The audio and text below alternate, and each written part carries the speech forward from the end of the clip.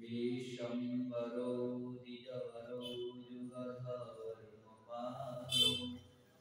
वन्दे जगत्प्रियकरो करुणावतारो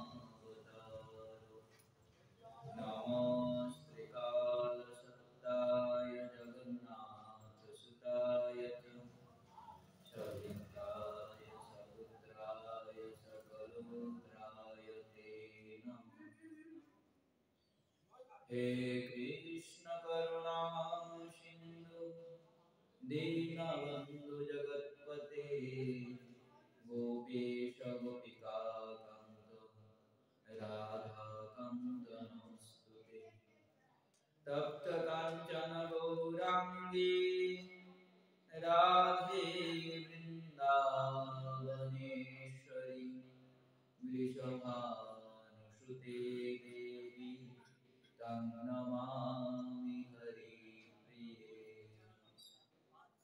जं प्रव्रजन्तमनुपेतमपेतकृत्यं दैवायन विरहकातरया जुहाव पुत्रेति तनयतया तरव विनेदु स्तं सर्वभूतहृदयं मुनिमानतस्मै। नारायणं नमस्कृत्य नरं चैव नरोत्तमं देवीं सरस्वतीं व्यासं ततो जयमुदीरये।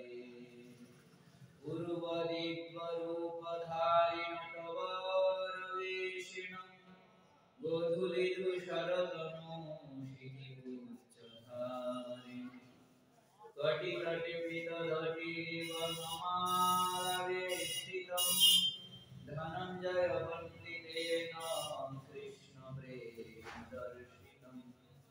जय रूप सनातन भट्ट रघुनाथ श्रीजीव गोपाल भट्ट दास रघुनाथ। एथाय गोसाई करि चरण वंदन जाओ इति विघ्ननाश अभीष्टपुरं वाञ्छाकल्पतरुभ्यश्च कृपा सिन्धुभ्येव च पतितानां पावनेभ्यो वैष्णवेभ्यो नमो नमः। दुर्गमे पतिविन्दस्य स्खलत्पादगतिर्मुहुः सकृपादस्तिदानेन शङ्खसन्तबलं बलम् भक्तगोष्ठीसहिते गौराङ्ग जय जय। सुनीले चैतन्यकथा भक्तिलब्धः सुनीले नित्यानन्दकथा भक्तिलब्धः।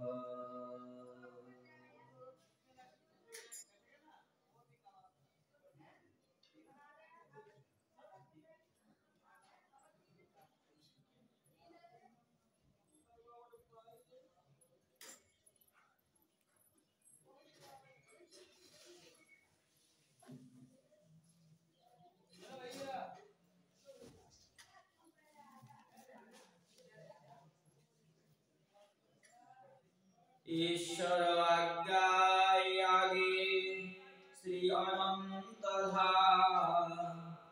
राडे अवतीर्ण होइला नित्यानंद राम।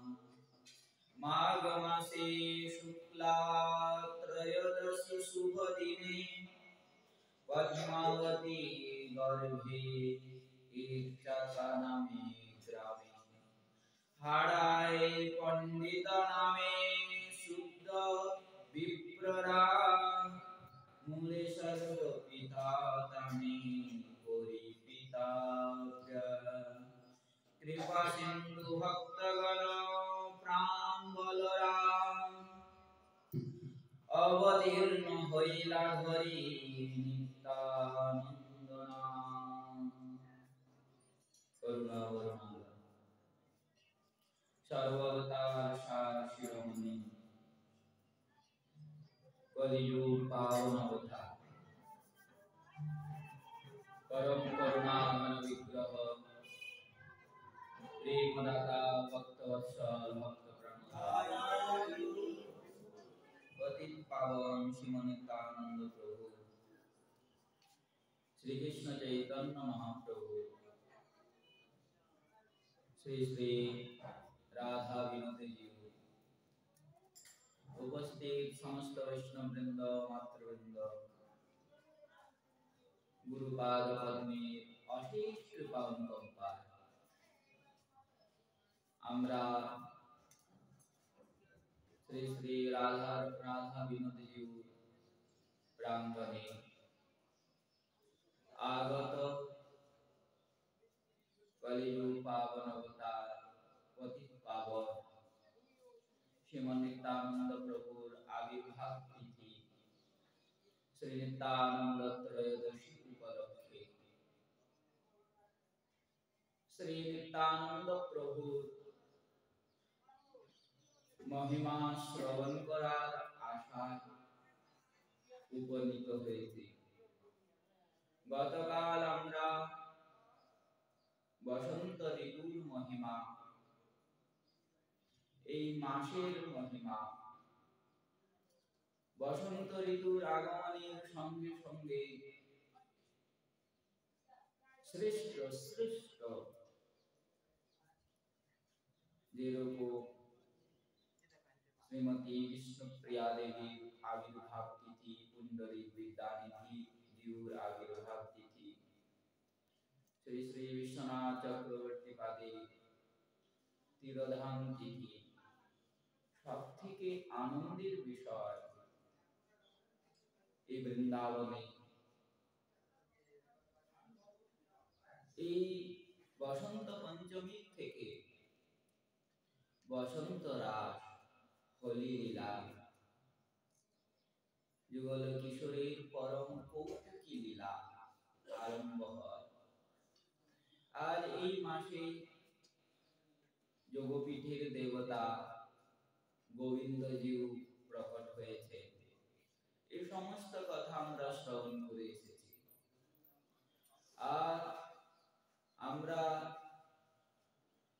শ্রীমান মহাপ্রভু এবং নিত্যানন্দ প্রভু সমস্ত অবতারের মধ্যে মহিমায় নিত্যানন্দ প্রভু হলেন শ্রেষ্ঠ, মহিমায় শ্রেষ্ঠ। এমনি তো শাস্ত্র বর্ণনা করছেন এতে জানি সকলা পুষ্টিম এতে জানি সকলা পুষ্টিস্তু ভগবান স্বয়ং। এর মধ্যে কলম দেয়া যাবে না, কিন্তু মহিমা নিত্যানন্দ প্রভু শাস্ত্রের বহু প্রমাণ আছে। গতকাল আমাদের শ্রবণ করলাম নিত্যানন্দ প্রভু এবং মহাপ্রভুর মধ্যে কোনো ভেদ নাই, অভিন্ন আত্মা। কৈরাজ স্বামীপাদ নিজ ভ্রাতাকে বলেছেন দুই ভাই এক তনু সমান প্রকাশ, নিত্যানন্দ নামানো তোমার হবে সর্বনাশ। নিত্যানন্দ এবং মহাপ্রভুর মধ্যে কোনো ভেদ নাই। আর যদি মহাপ্রভুকে মানো নিত্যানন্দ প্রভুকে না মানো তাহলে সর্বনাশ হবে। আর খালি যদি আমরা নিত্যানন্দ প্রভুকে মানি আর মহাপ্রভুকে না মানি তাও সর্বনাশ হবে। দেখুন, ভেবে দেখুন কৃষ্ণ তত্ত্ব এবং রাধা তত্ত্বের কথা। খালি কৃষ্ণকে মানলে এই ব্রজের ব্রজেন্দ্র নন্দন দেখা দেয় না, আর কৃষ্ণকে না মেনে খালি রাধারানীকে যদি আমরা মানি অবশ্যই রাধারানীও কৃপা করবে। যেরকম রাধা কৃষ্ণ অভিন্ন বিগ্রহ, সেরকমই শ্রীমন মহাপ্রভু এবং নিত্যানন্দ প্রভু অভিন্ন বিগ্রহ। একজনকে ছেড়ে আরেকজনকে মানা যাবে না, এক দুইজনকেই মানতে হবে। দুইজন কেন? পঞ্চতত্ত্বকে মানতে হবে। পদকর্তা বলছেন গৌরচন্দ্র নিত্যানন্দ অদ্বৈত পরমানন্দ তিন প্রভু এক তনু মন। ইতি ভেদ বুদ্ধি যা সেই যাও ছাড় তার হয় নরকে গমন।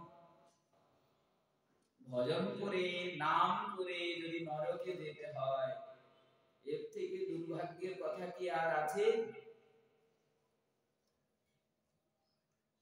কবি বলছেন, পদকর্তা বলছেন গৌরচন্দ্র নিত্যানন্দ অদ্বৈত পরমানন্দ অভিন্ন অদ্বৈত প্রভুর কথা আমরা আগামীকাল শ্রবণ করব। তিন প্রভুর এক তনুমন, কোনো ভেদ নাই, খালি আকারে ভেদ, উপরে স্বরূপে ভেদ, অন্তরে কোনো ভেদ নাই। ইতে ভেদ বুদ্ধি যার সেই যাও ছাড় খা তার নরকে গমন। এমনি ভগবত অবতারের মধ্যে কোনো ভেদ নাই। গতকালও আমরা শ্রবণ করে এসেছি, শ্বেতশ্বর উপনিষদ বলছেন পূর্ণমদ পূর্ণমিদং পূর্ণাৎ পূর্ণম মদুচ্যতে পূর্ণৈশ্চ পূর্ণমাদায় পূর্ণমেব অবশিষ্যতে। পূর্ণের থেকে পূর্ণ আসে, পূর্ণই অবশেষ থাকে। তাহলে আছেটা কোথায়? বলে কোনো ভেদ নাই, কোনো ভেদ নাই। যখন শ্রীমান মহাপ্রভু দক্ষিণ ভারতে গমন করেছেন, বিদ্যানগরে রায় রামানন্দজির সঙ্গে দেখা করেছেন। রায় রামানন্দজিকে প্রশ্ন করছেন, রায় রামানন্দজি উত্তর দিচ্ছে। উত্তর দিতে দিতে যখন অন্তিম ভাবের কথা আসলো, তখন রায় রামানন্দজি বলছেন কৃষ্ণ প্রাপ্তির উপায় বহুবিধ হয়, কৃষ্ণ প্রাপ্তির তারতম্য বহুত আছে। এবারে ধ্যান দিতে হবে, এর দ্বারাই আমরা বুঝতে পারবো যে অবতারে ভেদ নাই, আবার ভেদ আছে। কোনো ভেদ নাই। বলছেন শ্বেতশ্বর উপনিষদে পূর্ণমদ পূর্ণমিদং, পূর্ণের থেকে পূর্ণই আসে, পূর্ণই অবশেষ থাকে। তাই কৃষ্ণ প্রাপ্তির উপায় বহুবিধ হয়। কৃষ্ণকে পাওয়ার জন্য উপায় অনেক প্রকার, বহুবিধ, কিন্তু তার মধ্যে তারতম্য আছে। সবাই অজেন্দ্র নন্দন শ্রীকৃষ্ণকে পাবে না। তাই কৃষ্ণ প্রাপ্তির তারতম্য বহুত আছে, কিন্তু যার যেই ভাব সেই সর্বোত্তম। কিন্তু যার যেটা ভাব, যেরকম ভাব, যেই রসের ভাব, তার জন্য সেইটা উত্তম। যে যেই প্রভুকে ভজন করছে তার জন্য তিনি শ্রেষ্ঠ, তিনি অবতারী, তার জন্য তিনি অবতারী। কোন রামানন্দী বলবেন না যে আমার ভগবান অবতার, অবতারী নয়। শাস্ত্রীয় দৃষ্টান্তের দ্বারা শ্রী রামকে অবতারী রূপেই স্থাপন করে। নৃসিংহ ভগবানের যত ভগবত অবতার আছে, ভগবত অবতারী কি? কৈলাসপতির শিবকেও অবতারী, আরো শক্তিকেও, যারা শক্তি উপাসক, দেখি মানান দেখি যে উনার দেবী অবতারী নয়, উনারা বলবেন যে দেবীর থেকে সমস্ত অবতার হয়েছে। দেবী ভাগবত আছে, তার মধ্যে দেবীকে তো শ্রেষ্ঠ করবে। ওই জন্য রায় রামানন্দজি নিরপেক্ষ ভাবে বলেছে, কিন্তু যার যেই ভাব সেই সর্বোত্তম, তার জন্য সেটা উত্তম। কিন্তু তটস্থ হইয়া বিচারিলে আছে তারতম্য। কেউ যদি তটস্থ হয়ে বিচার করে সুতমুনি জিউর মতো, তাহলে ওর মধ্যে তারতম্য আছে, বিচার আছে। তখন বের হবে অবতার কে, অবতারী কে, অংশ কে, কলা কে, কি প্রকাশ অবতার, কি বিলাস অবতার। সেরকম শান্ত রস কি, দাস্য রস কি, সখ্য রস কি, বাৎসল্য কি, মধুর কি, তার সম্ভায় বলে পূর্ব পূর্ব রসের গুণ পরে পরে হয়, দুই তিন গণনে পঞ্চ পর্যন্ত বাড়। বলে পূর্ব পূর্ব রস পর পর রসের মধ্যে থাকে। বলে কিরকম?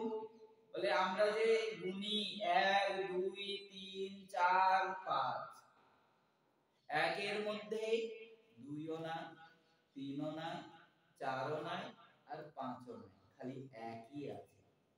এক হলো শান্ত রস। শান্ত রসের মধ্যে না দাস্য রস পাবে, না সখ্য, না বাৎসল্য, না মধুর, খালি শান্ত রসই আছে। দুই দুই বিচার করতে গেলে 2 এর মধ্যে 1 কে পাওয়া যাবে, কিন্তু 3 কে পাওয়া যাবে না, 4 কে পাওয়া যাবে না, 5 কে পাওয়া যাবে না। তাহলে দাস্যের মধ্যে শান্ত আছে আর স্বতন্ত্র দাস্য, তাই 2। 3 সখ্য। এই সখ্যের মধ্যে শান্ত আছে, দাস্য আছে, স্বতন্ত্র সখ্য আছে।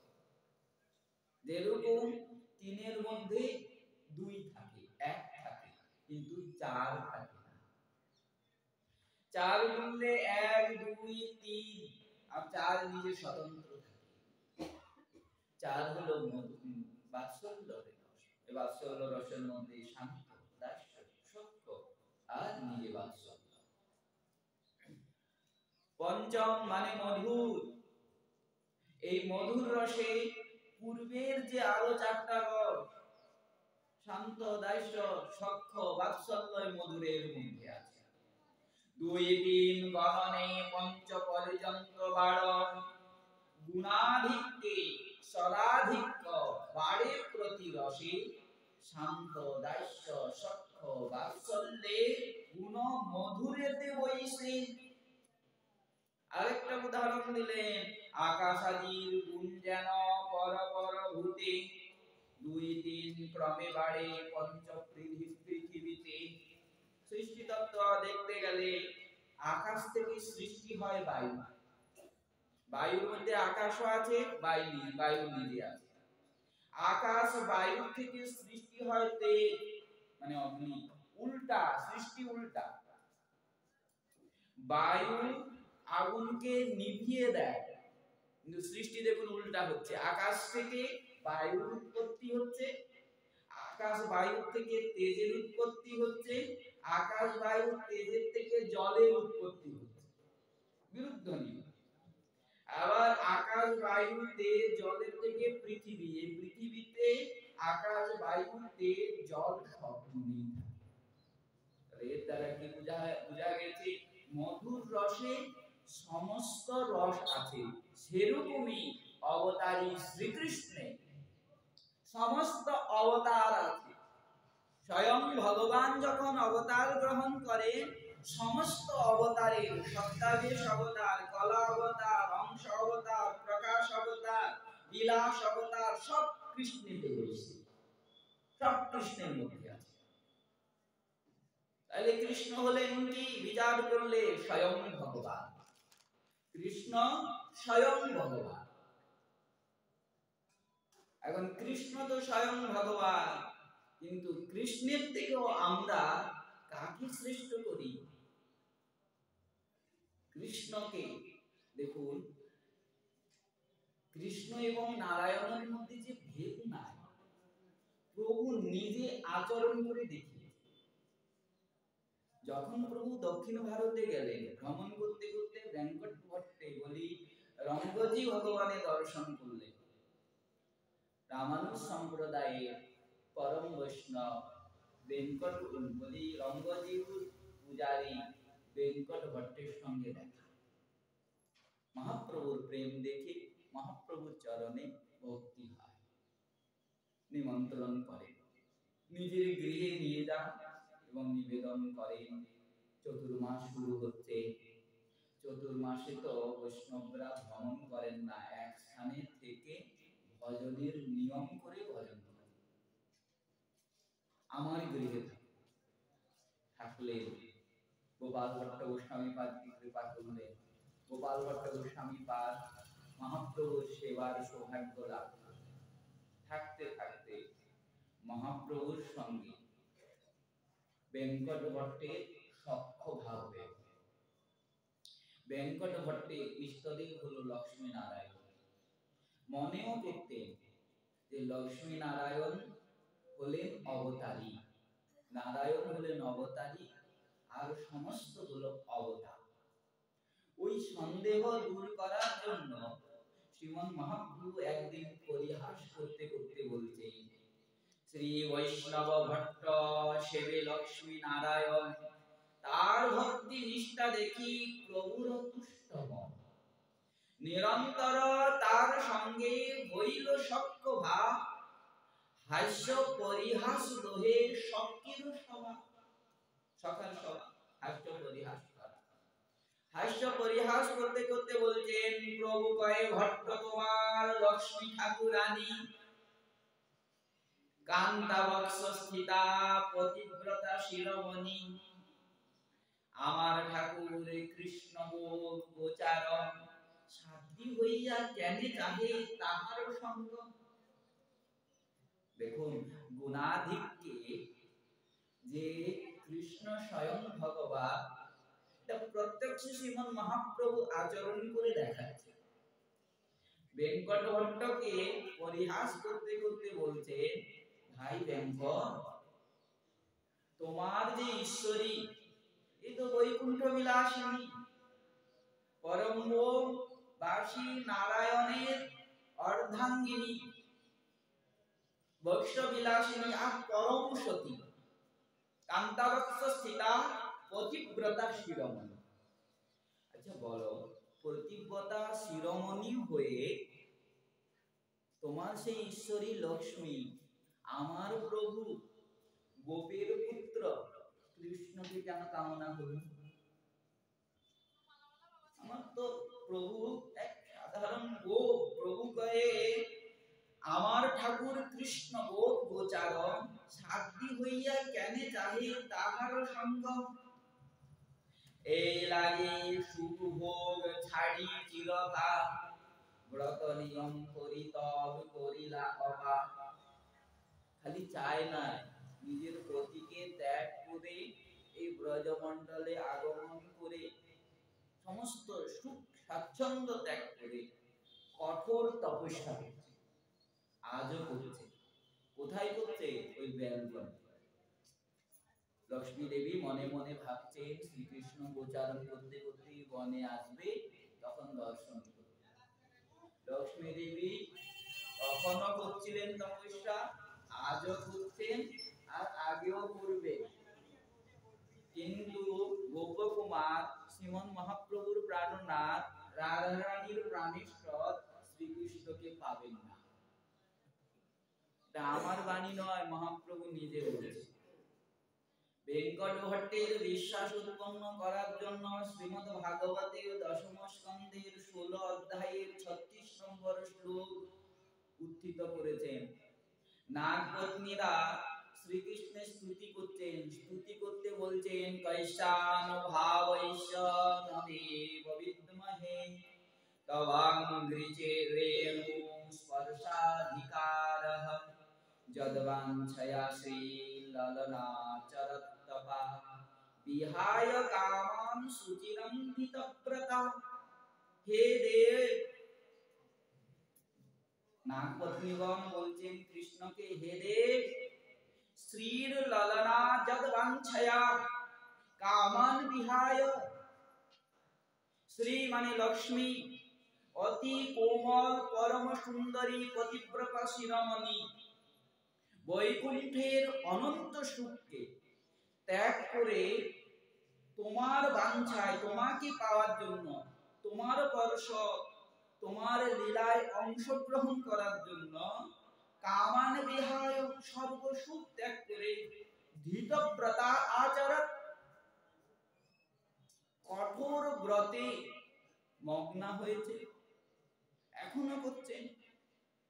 ঐশ্বতবহ অঙ্ঘ্রিরেণু স্পর্শাধিকারং বিদ্মহে, তাও সেই লক্ষ্মী এখনো তোমার চরণের রেণুর স্পর্শ পায় নাই।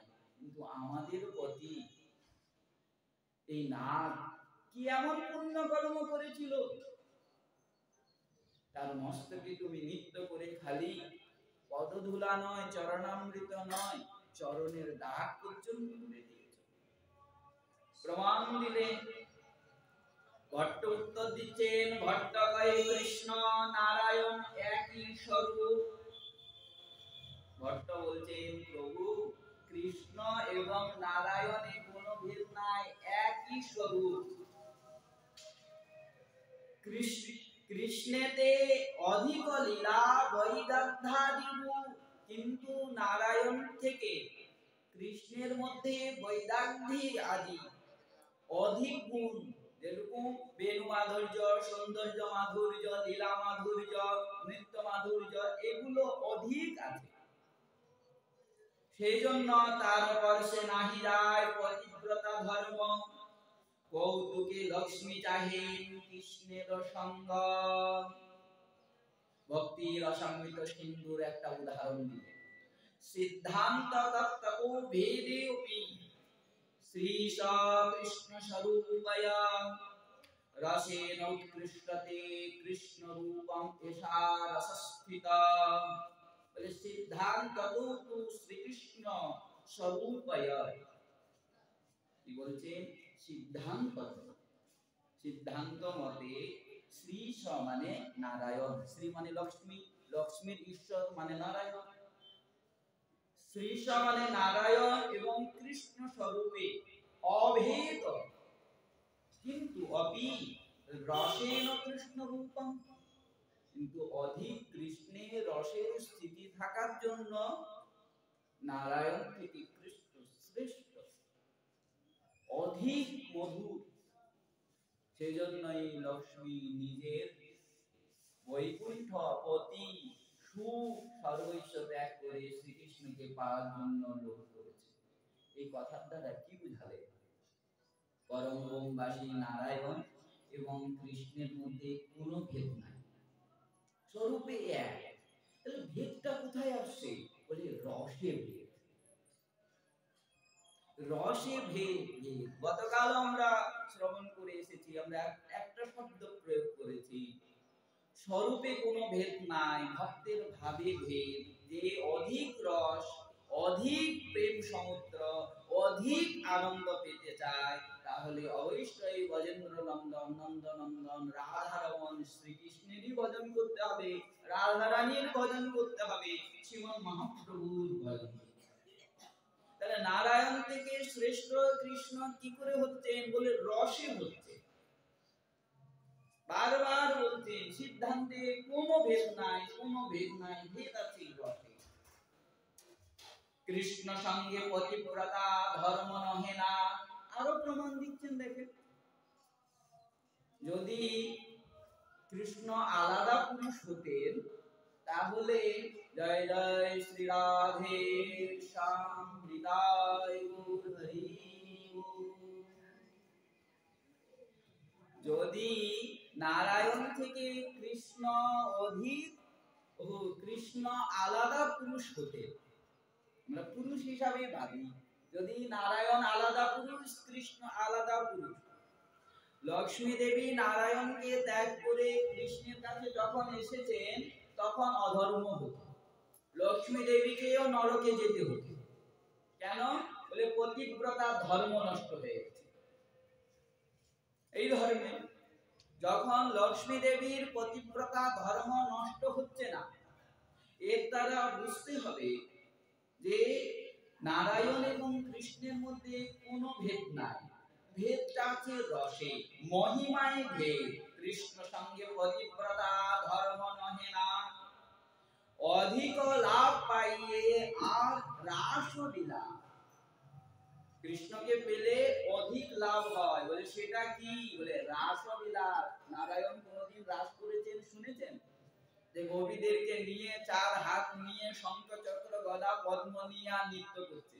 প্রথম তো গোপীরা পাশেই থাকবে না, নৃত্য করতে যে কার মাথায় গদা লাগবে তো কার মাথায় চক্র, সব পালিয়ে যাবে। হবে রস প্রাপ্ত হবে? কোনোদিন হবে না। যদি নারায়ণকেও রাস করতে হয়, গোপকুমারীকে কৃষ্ণ স্বরূপে দর্শন করিয়েছেন ব্রজমণ্ডলে, তখন নারায়ণ হয়ে দর্শন দেন, বলে না কৃষ্ণ হয়ে দর্শন দিয়েছেন, কিন্তু গোপকুমারের ভালো লাগলো না, না সেই সুখ লাভ হচ্ছে না। গেলেন দ্বারকায়, সেখানেও লাভ হলো না। মথুরায় ঊর্ধ্বে গোলকে, বলে সেখানেও সেই সুখ লাভ হয় নাই। আবার আসলেন ভৌম গোলকে। ভৌম গোলকের লীলা শাস্ত্রে বর্ণন আছে, নিত্য গোলকের লীলা শাস্ত্রে বর্ণন নাই। কি দেখেছেন নিত্য গোলকের লীলা? সেখানেও নিত্য লীলা হচ্ছে, মহিমা বর্ণন করেছেন, মহিমা ছলে বর্ণন করেছেন, কিন্তু দেখুন ভাগবত উল্টিয়ে দেখুন কোথাকার লীলা বর্ণন হচ্ছে, এই ভৌম গোলক, আমরা যে গোলকে বসে আছি, এই ব্রজমণ্ডলীর লীলার কথা বর্ণন হচ্ছে।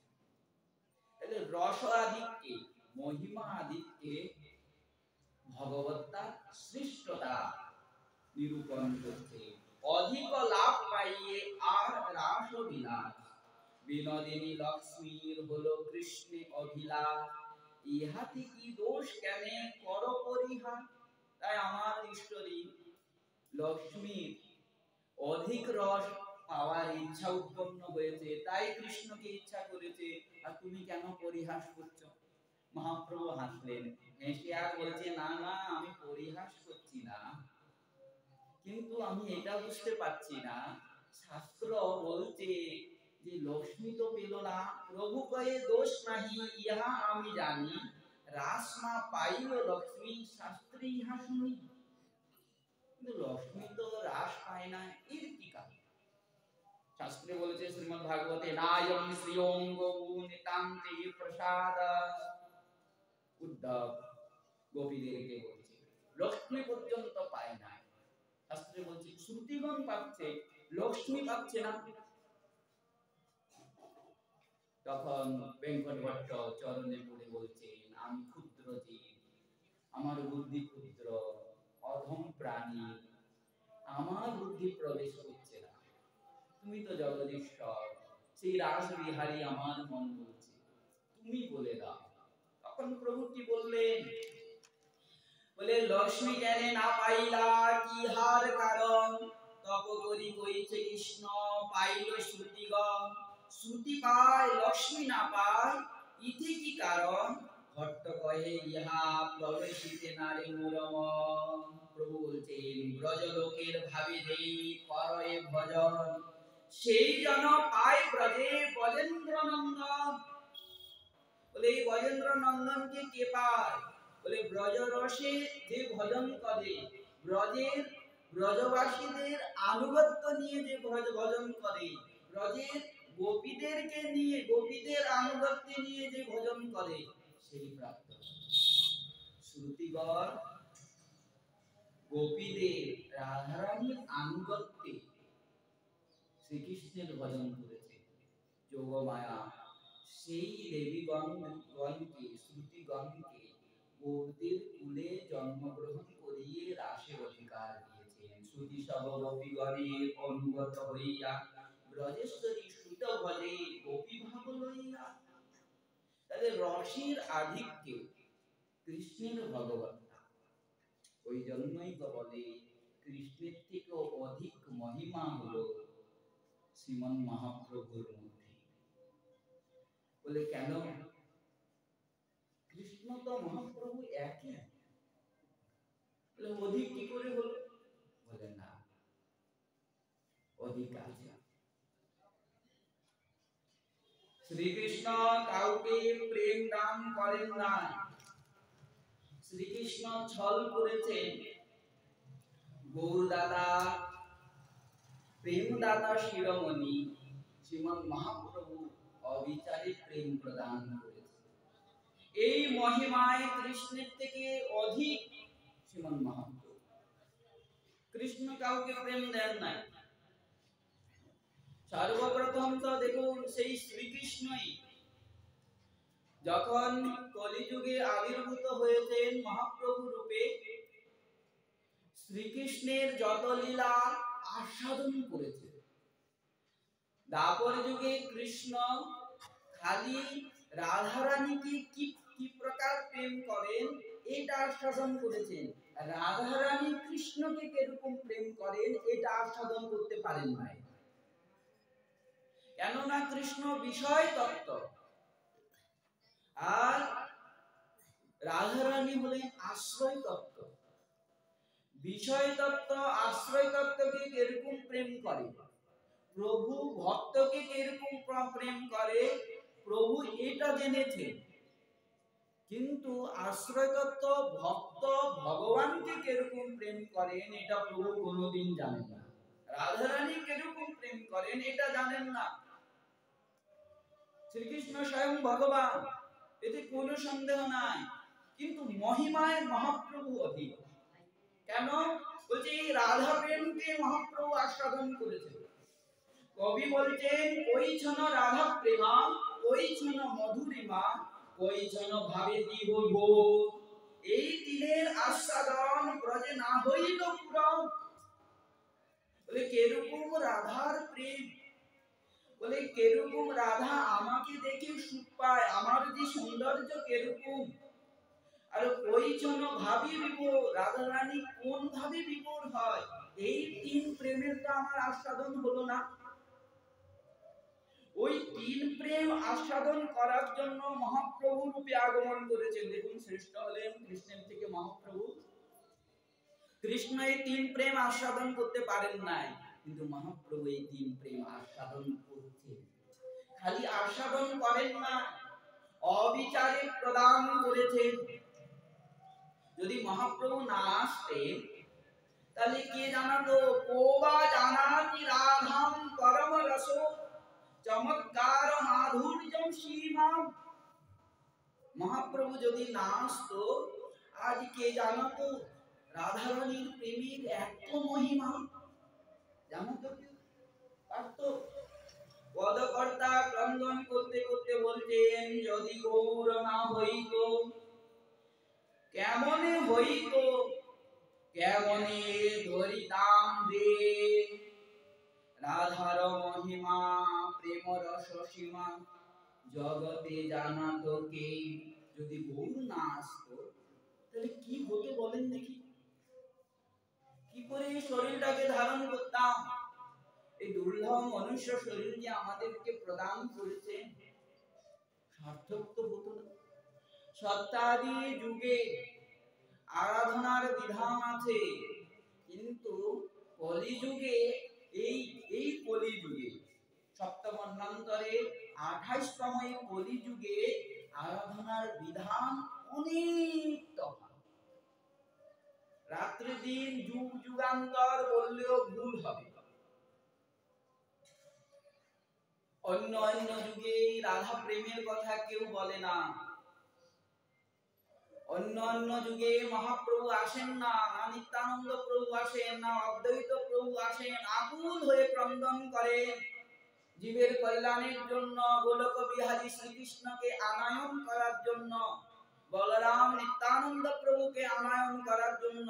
অন্য অন্য যুগে অদ্বৈত প্রভু ক্রন্দন করেন না, না মহাপ্রভু আসেন, না নিত্যানন্দ প্রভু আসেন। হ্যাঁ, যুগ অবতার আসে, যুগের ধর্ম হরির নাম প্রচার করে চলে যান, কিন্তু হরির নামের যে ফল প্রেম, এই প্রেম প্রদান করেন না। এই দুর্লভ যুগ, দুর্লভ এটা এই যুগ। এই যুগে ব্রহ্মাদি দেবগণ পর্যন্ত, মহান মহান ঋষি যোগেন্দ্র পর্যন্ত, তপস্বী পর্যন্ত কামনা করেন সপ্তমন্বন্তরে 28তম কলি যুগে যেন আমার জন্ম হোক। তাই পদকর্তা বলছেন, যদি গৌর না আসতো, এই মানব শরীর আমি প্রাপ্ত করেছি, এর কৃতকৃতার্থ করতে পারতাম না। কি হতো এই শরীর পেয়ে? কি জানাতো রাধা প্রেম, রাধার মহিমা প্রেম রস সীমা জগতে জানাতো কে? মহাপ্রভু না আসলে, নিত্যানন্দ প্রভু না আসলে রাধার মহিমা কেউ জানতো না। মধুর বৃন্দা বিপিন মাধুরী প্রবেশ চাতুরী সা বরজ যুবতী ভাবির আরতি শপথি হইত কা।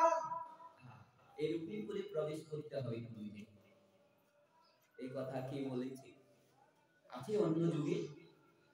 যদি সরগোস্বামী পাত্রা না আসতে, আচার্য পাত্রা গুটিকাদি না লিখতে, কৃষ্ণ লীলার গ্রন্থাদি না লিখতে, আমরা জানতাম কুঞ্জ বলে কিছু আছে, আমরা জানতাম মঞ্জুরি স্বরূপ কি, আমরা জানতাম রাধার দাসী কি, কত আছে স্বতন্ত্র কৃষ্ণের আরাধনা করছে। কৃষ্ণ স্বয়ং ভগবান, রাধা রানী হলেন কৃষ্ণের দাসী, এই জ্ঞানে আরাধনা করছে। আমরা জানতাম ব্রজেশ্বরী সাক্ষাৎ রাধা রানী। এই রাধা রানী যদি কৃপা করে তাহলেই যুগল কিশোরীকে পাওয়া যাবে, একলা কৃষ্ণের আরাধনায় পাওয়া যাবে না। লক্ষ্মী স্বয়ং পায় নাই, আমরা তুচ্ছ প্রাণী কোথায় পাবো বলুন দেখি? বৈকুণ্ঠ বিলাস, সেই নারায়ণের বৈকুণ্ঠ বিলাসিনী লক্ষ্মী স্বয়ং সেই কৃষ্ণকে প্রাপ্ত করতে পারে না।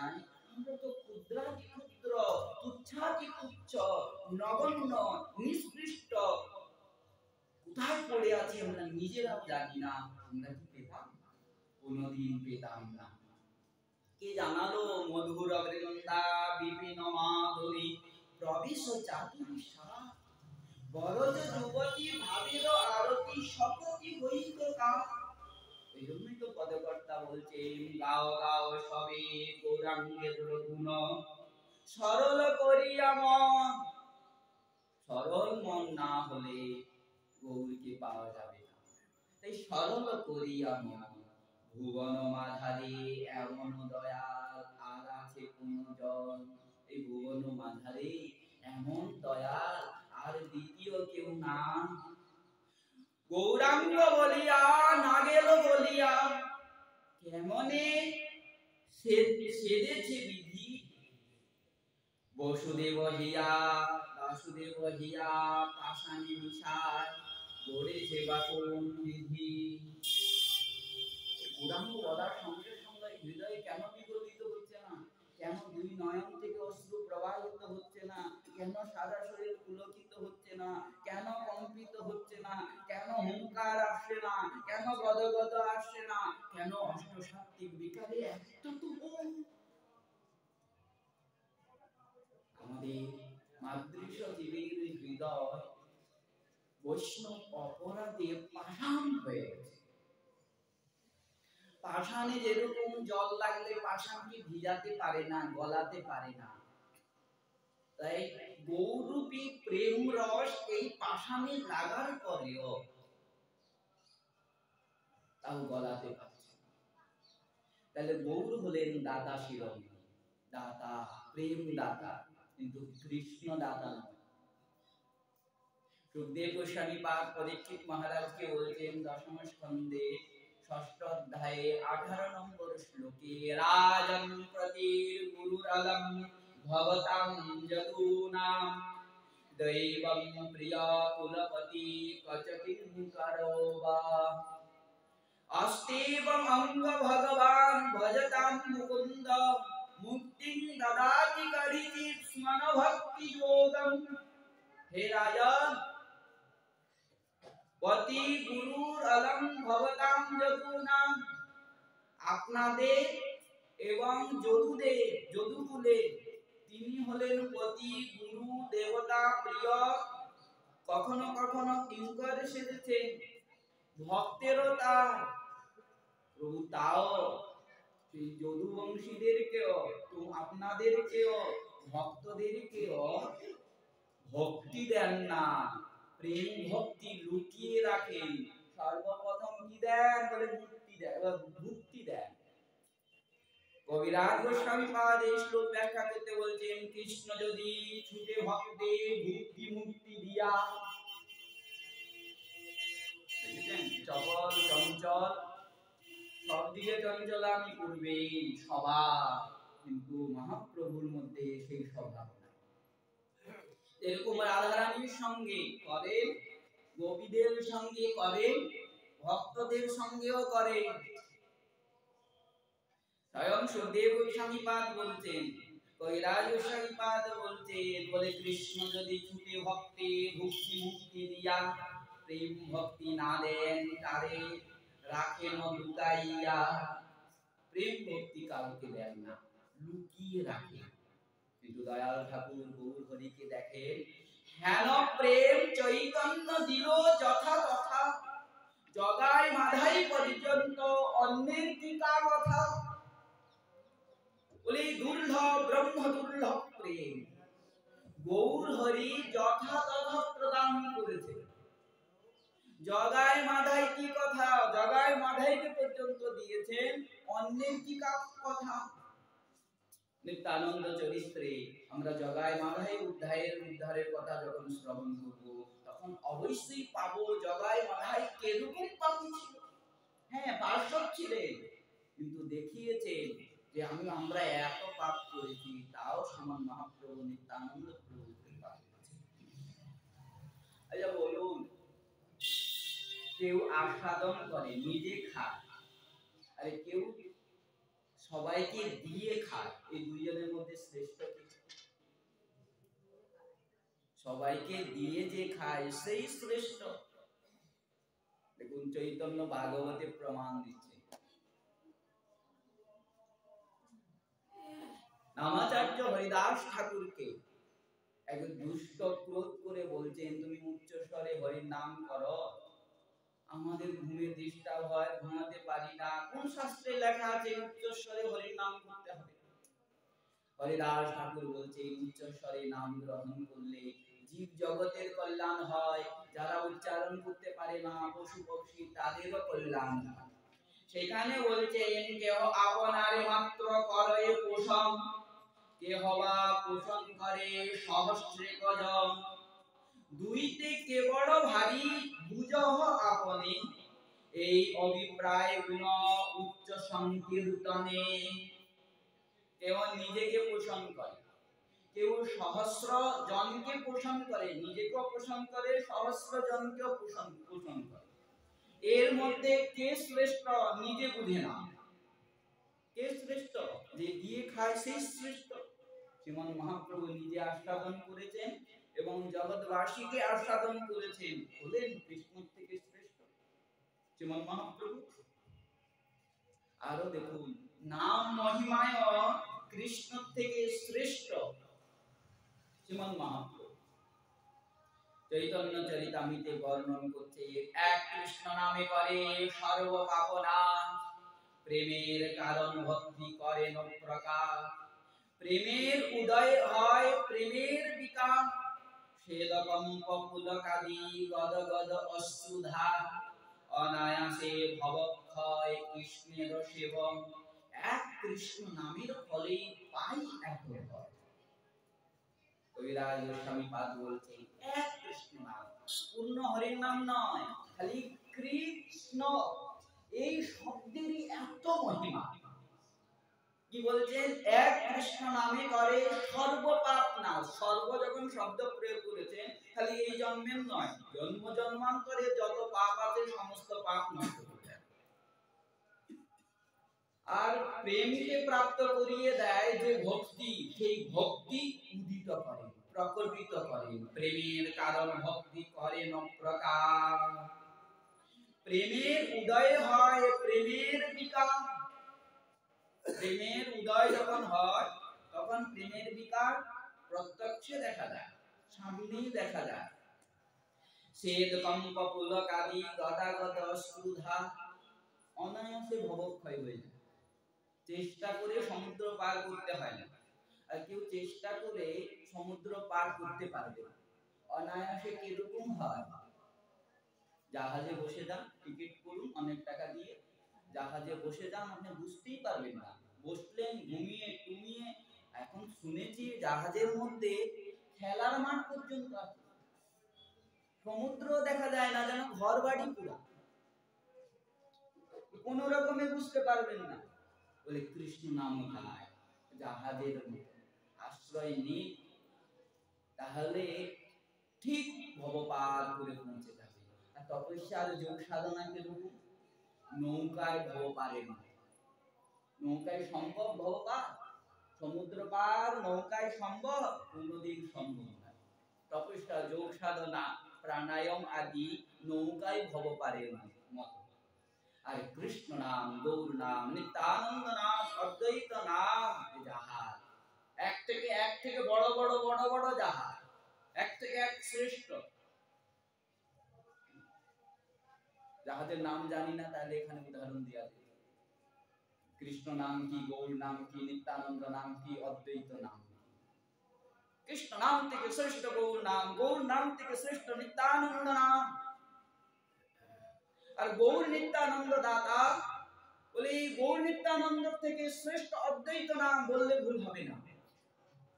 আর যদি অদ্বৈত প্রভু কৃপা না করতেন, আমরা পেতাম সে গৌর হরিকে, আমরা পেতাম নিত্যানন্দ প্রভুকে, আকুল হয়ে বর্ণন করতে পারতাম না, শ্রবণ করতে পারতাম।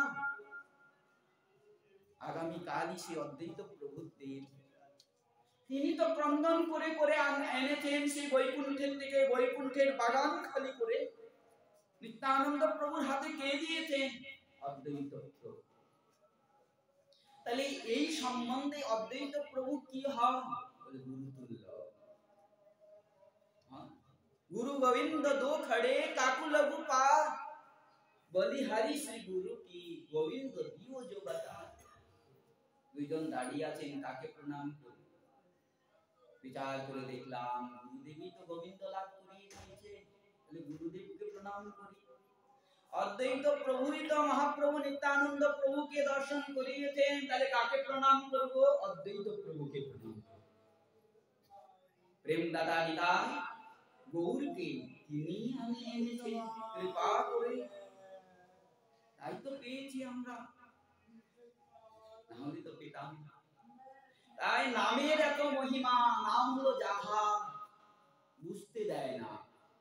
পুরো সমুদ্র পার করে কোথা থেকে কোথায় নিয়ে যায়, কারণ বেশি দিন লাগে। জাহাজ যেরকম ধরবেন আপনি, যেরকম প্রেমে ধরবেন তত জলদি পৌঁছিয়ে দিবে। আর যদি দুই জাহাজ ধরেন তাহলে কোনোদিন পৌঁছাবে না, অর্ধেক সমুদ্রে ডুবে মরতে হবে। দুটা জাহাজ কি?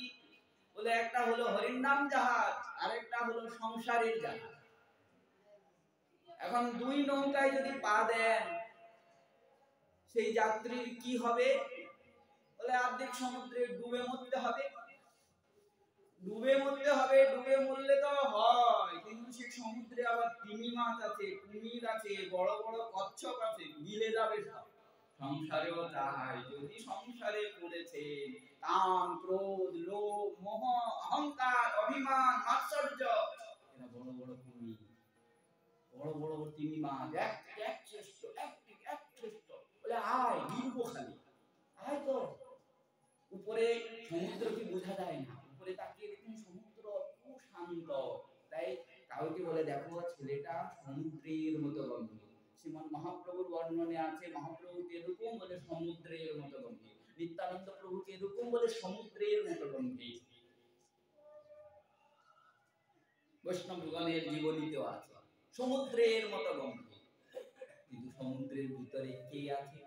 সংসারে বোঝা জানে, উপরে দেখে স্ত্রী পুত্র আত্মীয় স্বজনকে নিয়ে কি আনন্দে আছে, চোখের জলের বিন্দুই নাই, যখন দেখি তখনই হাসে।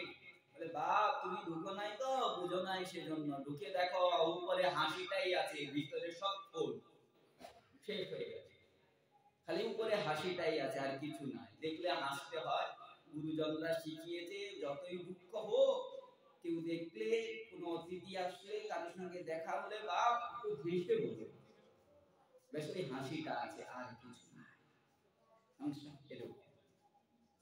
দু নৌকায় পা দিলেও পার হবে না, তাহলে এক নৌকায় পার দিতে হবে।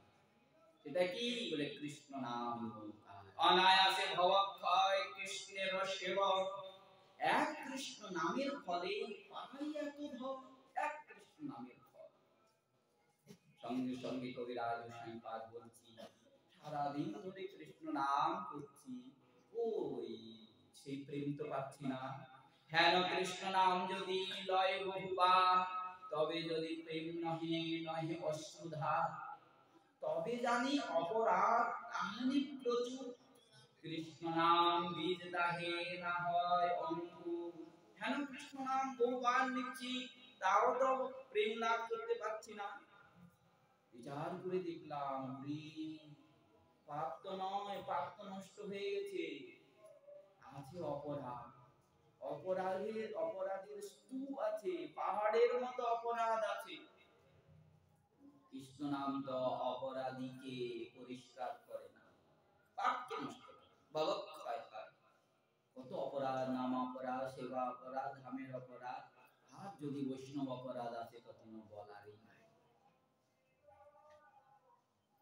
কিন্তু অপরাধের বিচার করেন না মহাপ্রভুর নাম। চৈতন্য নিত্যানন্দে নাহি এসব বিচার, নাম লইতে প্রেম দেন বহে অশ্রুধা। অদ্যাপিও দেখো চৈতন্য নাম যেবালয়, কৃষ্ণ প্রেমে পুলকাশ্রু বিহ্বল সে হয়। নিত্যানন্দ বলিতে হয় কৃষ্ণ প্রেম উদয়, আউরায় সকলঙ্গ অশ্রু গঙ্গা বয়। কেউ যদি গৌর নাম ধরে তাহলে কি হয়? নামে দেবালয় কৃষ্ণ প্রেমী পুলকাশ্রু বিহ্বল সে হয়। নিত্যানন্দ বলিতে হয় কৃষ্ণ প্রেম উদয়। এগুলো মহাপ্রভু এবং নিত্যানন্দ প্রভুর মহিমা। কৃষ্ণের থেকে মহিমায় কে শ্রেষ্ঠ হলেন? মহাপ্রভু এবং নিত্যানন্দ প্রভু। আর যদি আমরা বিচার করি কৃষ্ণ স্বরূপ এবং মহাপ্রভু স্বরূপে, বলে তাও শ্রেষ্ঠ আছে। বলে কেন? বলতে আরাধনানাম সর্বেষাং বিষ্ণু আরাধনম পরম, তস্মাৎ পরোতরম দেবী তদীয়ানাং সমর্চনম। এখানে শ্লোকে বলছে আরাধনানাম সর্বেষাং, যত ভগবত বিগ্রহ আছে বা যত দেব দেবী আছে, সমস্ত আরাধনার মধ্যে শ্রেষ্ঠ হলো গোবিন্দ আরাধনা, কৃষ্ণ আরাধনা। কৃষ্ণেরই একটা নাম বিষ্ণু, তাই বিষ্ণু আরাধনম পরম। তার থেকেও শ্রেষ্ঠ তস্মাৎ পরতরম দেবী তদীয়ানাম সমর্চনম। তার থেকেও শ্রেষ্ঠ কৃষ্ণের ভক্তের সেবা করা। তার থেকেও শ্রেষ্ঠ কৃষ্ণের ভক্তের সেবা করা। বিচার করে দেখুন শ্রীমন মহাপ্রভু কোন স্বরূপে এসেছেন? ভগবৎ স্বরূপে এসেছেন, কৃষ্ণের মতো এসেছেন না রামের মতো এসেছেন? এসেছেন ভাগবত স্বরূপে, ভক্ত স্বরূপে। দেখুন স্বরূপেও শ্রেষ্ঠ। কৃষ্ণ জগৎগুরু, কিন্তু প্রেম কাউকে প্রদান করেন নাই। কিন্তু সেই জগৎগুরু যখন শ্রীমন মহাপ্রভু রূপে আগমন করেছে, তখন প্রেম প্রদান করেছেন। তাহলে মহাপ্রভু কি? বলে জগৎগুরু। বলে এটিও শ্রেষ্ঠ। প্রথমং গুরুং পূজ্যং ততশ্চৈব মমার্চনম, কুর্বন সিদ্ধিম অবাপ্নোতি অন্যথা নিষ্ফলং ভবেৎ। তাহলে অগ্র পূজা কে পাবে? মহাপ্রভু। দেখুন অর্চনা বিধিতেও আগে নবদ্বীপের সেবা, তারপর ব্রজমণ্ডলের সেবা।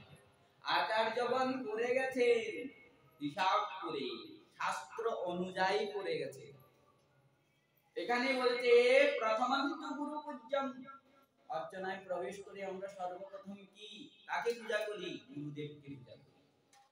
পূজা করে প্রণাম করে আদেশ নিয়ে, আমি অজ্ঞ, আমি মূর্খ, সেবা বলে কিছু জানি না, এরকম করে কেউ যদি প্রার্থনা করে গোবিন্দ সেবায়, গৌর সেবায়, গোবিন্দ সেবায় যায়, আমার মন বলে, বিচার বলে তার অপরাধ হবে না।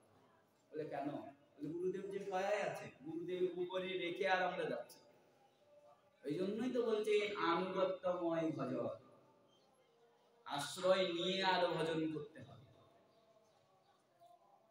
রঘুনাথ নিত্যানন্দ প্রভু, রঘুনাথ দাস গোস্বামী পাদ নিত্যানন্দ প্রভুকে নিবেদন করছেন রাঘব পণ্ডিতকে সামনে। যখন মহাপ্রভুকে জিজ্ঞাসা করছেন আমি এসেছি কি করব, রেখেছেন কাকে সামনে? বলে স্বরূপ দামোদরকে। নিজে সিধাসিধি বলতেন বলে আমি বলতে জানি না, যদি ভুল বলে বসি আমার গুরুদেব বলে উনি বুঝিয়ে বলবে, ঠিক। ওই জন্য গুরুদেবকে প্রণাম করে গুরুদেবের আদেশ নিয়ে আজ্ঞা নিয়ে সেবায় ঢুকতে হয়। যদি এরকম পূজা করে তাহলে তার পূজায় সিদ্ধি হয়। প্রথমস্তু গুরুং পূজ্যং ততস্যৈব মমার্চনং পূর্বং সিদ্ধিম অবাপ্নোতি হি অন্যথা নিষ্ফলং ভাবে নিষ্ফল হয়ে যায়। শ্রীমন মহাপ্রভু অগ্রপুত্র, এর দ্বারাও শ্রেষ্ঠ হয়, মহিমায় কৃষ্ণের থেকে শ্রেষ্ঠ। তাহলে শ্রীকৃষ্ণের থেকে প্রেমদাতা বৈষ্ণব স্বরূপে প্রেম আস্বাদনে গুরু রূপে শ্রেষ্ঠ। বলছেন মহাপ্রভুর থেকেও মহিমায় শ্রেষ্ঠ হলো নিত্যানন্দ প্রভু। কেন কেন নিত্যানন্দ প্রভু শ্রেষ্ঠ? মহাপ্রভু যেরকম রাধা প্রেমকে আস্বাদন করেছে, নিত্যানন্দ প্রভু আস্বাদন করেছে। বলরাম স্বরূপে তত আস্বাদন করতে পারেন না। বলরামের অভিন্ন শক্তি অনঙ্গ মঞ্জুরি রূপে অবশ্যই আস্বাদন করেছেন, কিন্তু সাক্ষাৎ বলরাম আস্বাদন করতে পারেন না। কিন্তু নিত্যানন্দ স্বরূপে আগমন করে সেই রাসের রসকে আস্বাদন করেছেন। এই পদকর্তা বলছেন গুঢ় রূপে রাম পুরে নিজ কাম অনঙ্গ মঞ্জুরি হইয়া রাসরস কাজে বৈশে ব্রজ মাঝে আনন্দে গোবিন্দ লইয়া অনঙ্গ মঞ্জুরি রূপে আস্বাদন করেছেন। কিন্তু এই কলিযুগে সেই বলরাম এবং অনঙ্গ মঞ্জুরি একাকার হয়ে গেছে। শক্তিমান একাকার হয়ে গেছে যে নিত্যানন্দ, সেই অনঙ্গ মঞ্জুরি। আমরা বলি মঞ্জুরি স্বরূপ, বলে নিত্যানন্দ প্রভুর মঞ্জুরি কি? বলে অনঙ্গ মঞ্জুরি। একাকার হয়ে আর সেই রাসকে আস্বাদন করছেন আনন্দে গোবিন্দ লইয়া।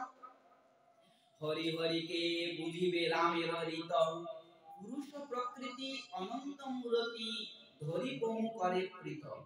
বলছেন যে বৃন্দাবনে কেন বলরাম রূপে আস্বাদন করতে পারেন নাই?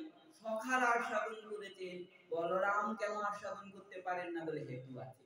বলরাম জ্যেষ্ঠ ভ্রাতা, মর্যাদা আছে। যতই হোক এই জগতে লীলা করছেন, নিত্য লীলায় লীলা করছেন না। জগতের মর্যাদাটাও রক্ষা করতে হবে, ভাসুর হয়। আর যদি তাই হতো, বলরাম নিজে যে ওই মণি, আমরা যে শঙ্খচূড়ের কথা শ্রবণ করে এসেছি, বলরাম নিজের হাতে যে রাধারানীকে দিতে পারতেন, কেন দিলেন না? মধুমঙ্গলের হাতে কেন দিতে গেলেন? নিজে যে দিতেন তাতে আরো আনন্দিত হতো। কিন্তু ওই যে ভাসুর মর্যাদা, লীলার মর্যাদা আছে তো, এর দ্বারা উনি আস্বাদন করতে পারেন নাই, করেছেন অনঙ্গ মঞ্জুরি। কিন্তু কলিযুগে সেই অনঙ্গ মঞ্জুরি আর বলরাম একত্রিত হয়ে আস্বাদন করেছে। দেখুন, বলরাম মূর্তির থেকে নিত্যানন্দ স্বরূপ শ্রেষ্ঠ হলো মহিমা, কৃষ্ণের থেকেও শ্রেষ্ঠ হলো মহিমায়। বলে ওই যে মঞ্জুরি শব্দটা প্রয়োগ করে দিলেন। কৃষ্ণ আস্বাদন করতে পারেন না, রাধারানীর কি ভাব কে আস্বাদন করে? বলে মঞ্জুরিগণ পাশে থাকে। রূপ গোস্বামী বা বর্ণন আছে, বর্ণনটা একবার অধ্যয়ন করেছি, তাই পূর্ণ মাথায় নাই। শ্রোতাগণ মনে মনে ভাবছেন রূপ গোস্বামী পাদ পাঠ করছেন, এমন শ্রোতারা কেন্দ্রে ভাসিয়ে দিচ্ছে, কিন্তু রূপ গোস্বামী পাদের তো ক্রন্দন আসছে না। রূপমঞ্জুরি উনার তো ক্রন্দন নয়, মনে হয় ভাব নাই। কি এক বস্তু পড়ে গেছে, একজন বৈষ্ণব যখনই বস্তু উঠাতে গিয়েছেন, রূপ গোস্বামী পাদের নাসিকার থেকে শ্বাস বের হলো, পিঠ জ্বলে গেল, পিঠ জ্বলে গেল। এমনও বর্ণন আছে যে শুখা পাতায় আগুন লেগে গেল। ভাবুন, রূপমঞ্জুরির হৃদয়ে কেমন অনুতাপ, কেমন বিরহ। কোথায় পেয়েছেন? বলে রাধারানীর পাশে থেকে। রাধারানী তো আকুল হয়ে ক্রন্দন করেন, কিন্তু মঞ্জুরিগণ ক্রন্দন করতে পারেন না। বলে কেন করতে পারেন না? মঞ্জুরিগণ ভাবেন আমি যদি কান্দি তাহলে রাধারানীকে কে সান্ত্বনা দিবে? আমাদের এটা তো সেবা। রাধারানীকে সান্ত্বনা দেওয়া এটা তো আমাদের সেবা। কে দিবে, কে সান্ত্বনা দিবে?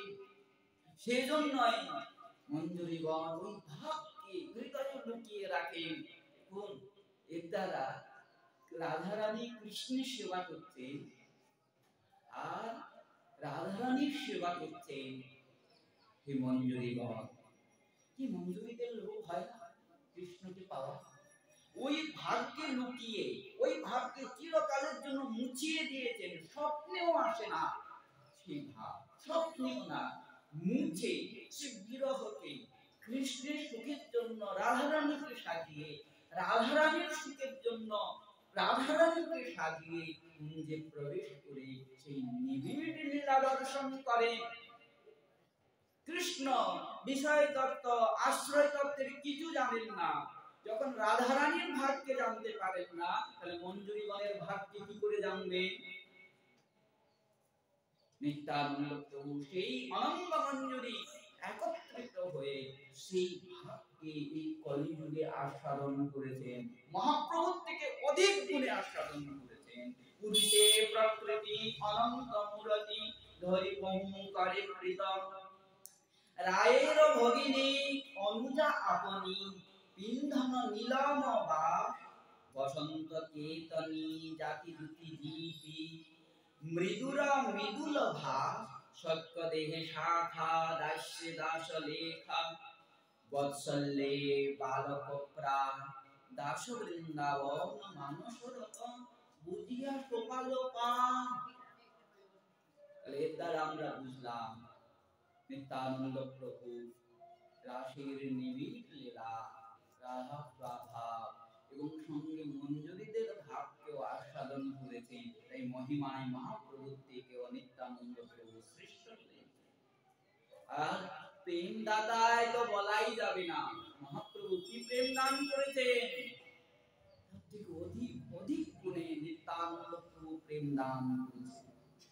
শুনেছেন অক্রোধ পরমানন্দ গৌর হরি, শুনেছেন? বলে নাই, কবিগণ বলেন নাই কোথাও। অভিমান শূন্য নিতাই নগরে বেড়ায় বলেছে। ব্যাসাবতার বৃন্দাবন ঠাকুর বলছেন সহজে পরমানন্দ নিত্যানন্দরা অভিমান শূন্য সর্বনগরে বেড়ায়। ব্যাসাবতার বৃন্দাবন ঠাকুর এত বড় একজন লেখক, স্বয়ং ব্যাসদেবের অবতার, কিন্তু মহাপ্রভুর বিশেষত্ব এরকম দেন নাই কোথাও অভিমান শূন্য হয়ে। নিত্যানন্দ প্রভুর জন্য পদকর্তা বলছেন অক্রোধ পরমানন্দ নিত্যানন্দ রাম। এই পয়ার আগামী কালো গতকালও গেছে, কিন্তু এখানে প্রেমদাতা হিসাবে অভিমান শূন্য হিসাবে আবার আমরা এই পয়া আনছি। অক্রোধ পরমানন্দ নিত্যানন্দ রাম, অভিমান শূন্য নিতাই নগরে বেড়া, অধম পতিত জীবের ঘরে ঘরে দিয়া হরির নাম মহামন্ত্র দিছেন বিলাইয়া, যারে দেখে তারে কহে দণ্ডে তৃণ হরি। বলুন দেখি, ঘাসকে খায়, ঘাসকে খায়, ঘাসকে খায়, পশুরা ঘাস কেন? নিত্যানন্দ প্রভু দন্তে তৃণ ধরে আর প্রার্থনা করছে, নিবেদন করছে। কে নিবেদন করেছিলেন? ইতি আগে মহাপ্রভুর চরণে রূপ গোস্বামী পাদ এবং সনাতন গোস্বামী পাদ, রূপ গোস্বামী পাদ এবং সনাতন গোস্বামী পাদ নিবেদন করেছিলেন এই দন্তে তৃণ নিয়ে দন্যতা স্বরূপে প্রভুর কৃপা লাভ করার জন্য। যেমন মহাপ্রভু যখন বৃন্দাবন আগমন ছলে কুলিন গ্রাম হয়ে রামকেলিতে আগমন করলেন, গোস্বামী পাদ এবং সনাতন গোস্বামী পাদ নিজের কাজ সমাপন করে গৃহে এসে বিচার করলেন রাত্রি অর্ধরাত্রে এখন যাব, বেশ বদলি এসেছেন, তাই ঘরে আসি দুই ভাই যুগতি করিয়া। প্রভু দেখিবারে চলে বেশ লুকাইয়া। অর্ধরাত্রে দুই ভাই আইলা প্রভুর স্থানে, প্রথমে মিলিলা নিত্যানন্দ হরিদাসর সনে। অর্ধেক রাত্রে বেশ বদলিয়ে আসলেন যেখানে মহাপ্রভু আছেন। সর্বপ্রথম কার দর্শন করলেন? আদেশ নিলেন তিনারা বুদ্ধিমান শাস্ত্রজ্ঞ শিরোমণি। সিধা সিধি গৌরের কাছে গেলে গৌরকে পাওয়া যাবে না, তাই নিত্যানন্দ প্রভুর আশ্রয় নিলেন। নিত্যানন্দ প্রভুকে প্রণাম করে বললেন, গৌর দর্শন করিয়ে দাও, তোমার কৃপা হলেই গৌর দর্শন। নিত্যানন্দ প্রভু মহাপ্রভুকে জানালেন, মহাপ্রভু আদেশ দিলেন, তার দুই জন জানাইলা প্রভুর গোচরে, রূপ সাগর মল্লিক আইলা তোমা দেখিবারে। রূপ এবং সাগর মল্লিক মানে সনাতন আপনাকে দর্শন করার জন্য আগমন করেছে।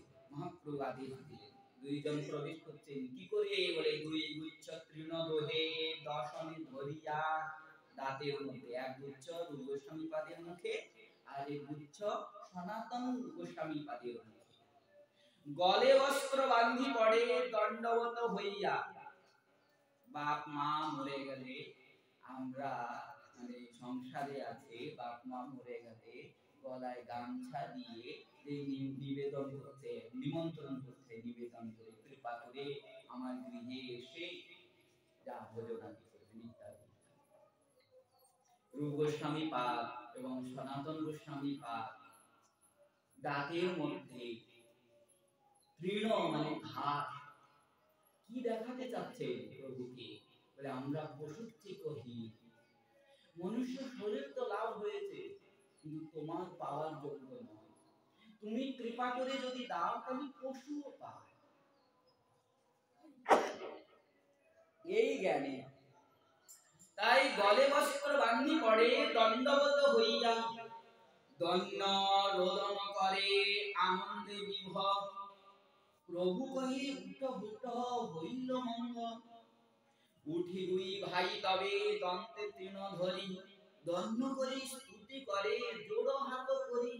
উঠি দুই ভাই দন্তে তৃণ রেখে আর মহাপ্রভু স্তুতি করছেন, প্রার্থনা করছেন, প্রভু কৃপা করো। এমন দন্যতা, এমন দন্যতা বলতে বাধ্য হলেন শ্রীমন মহাপ্রভু। শুনি প্রভু কহে শোনো, রূপ দবির খা, তুমি দুই ভাই মোর পুরাতন দাস। তোমরা দুইজন আমার পুরাণ দাস, আজি হইতে দোহার নাম রূপ সনাতন।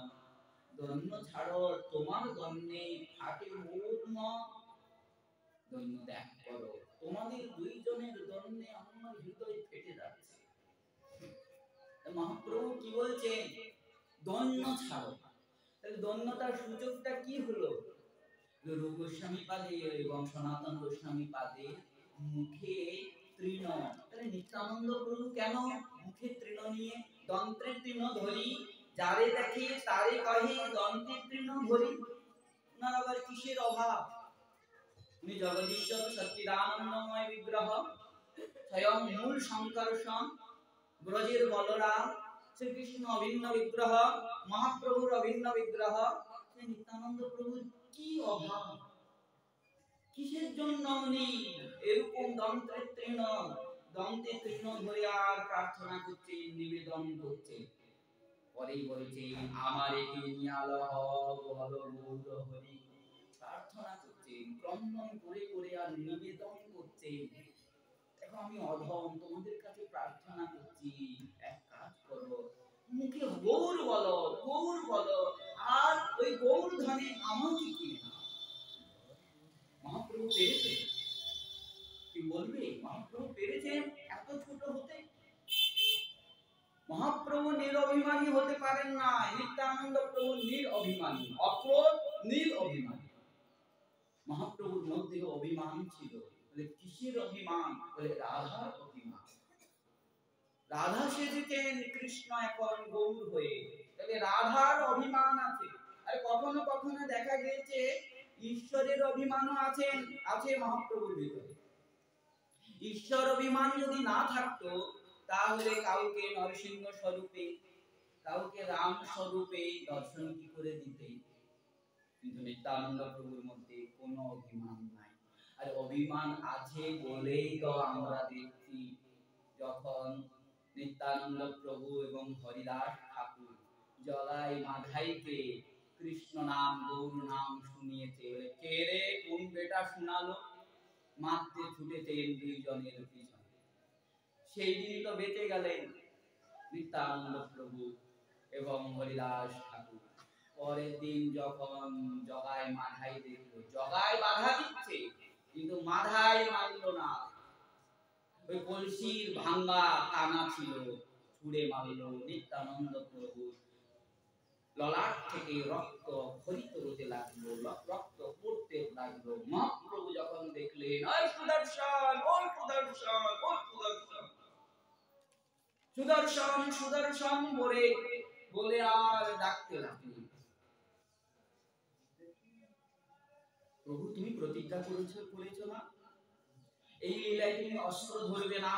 রাম আদি অবতারে ক্রোধে নানা অস্ত্র ধরে, অসুরের করিল সংহার, এবে অস্ত্র না ধরিল, প্রাণে কারে না মারিল, চিত্ত শুদ্ধি করিল সবার।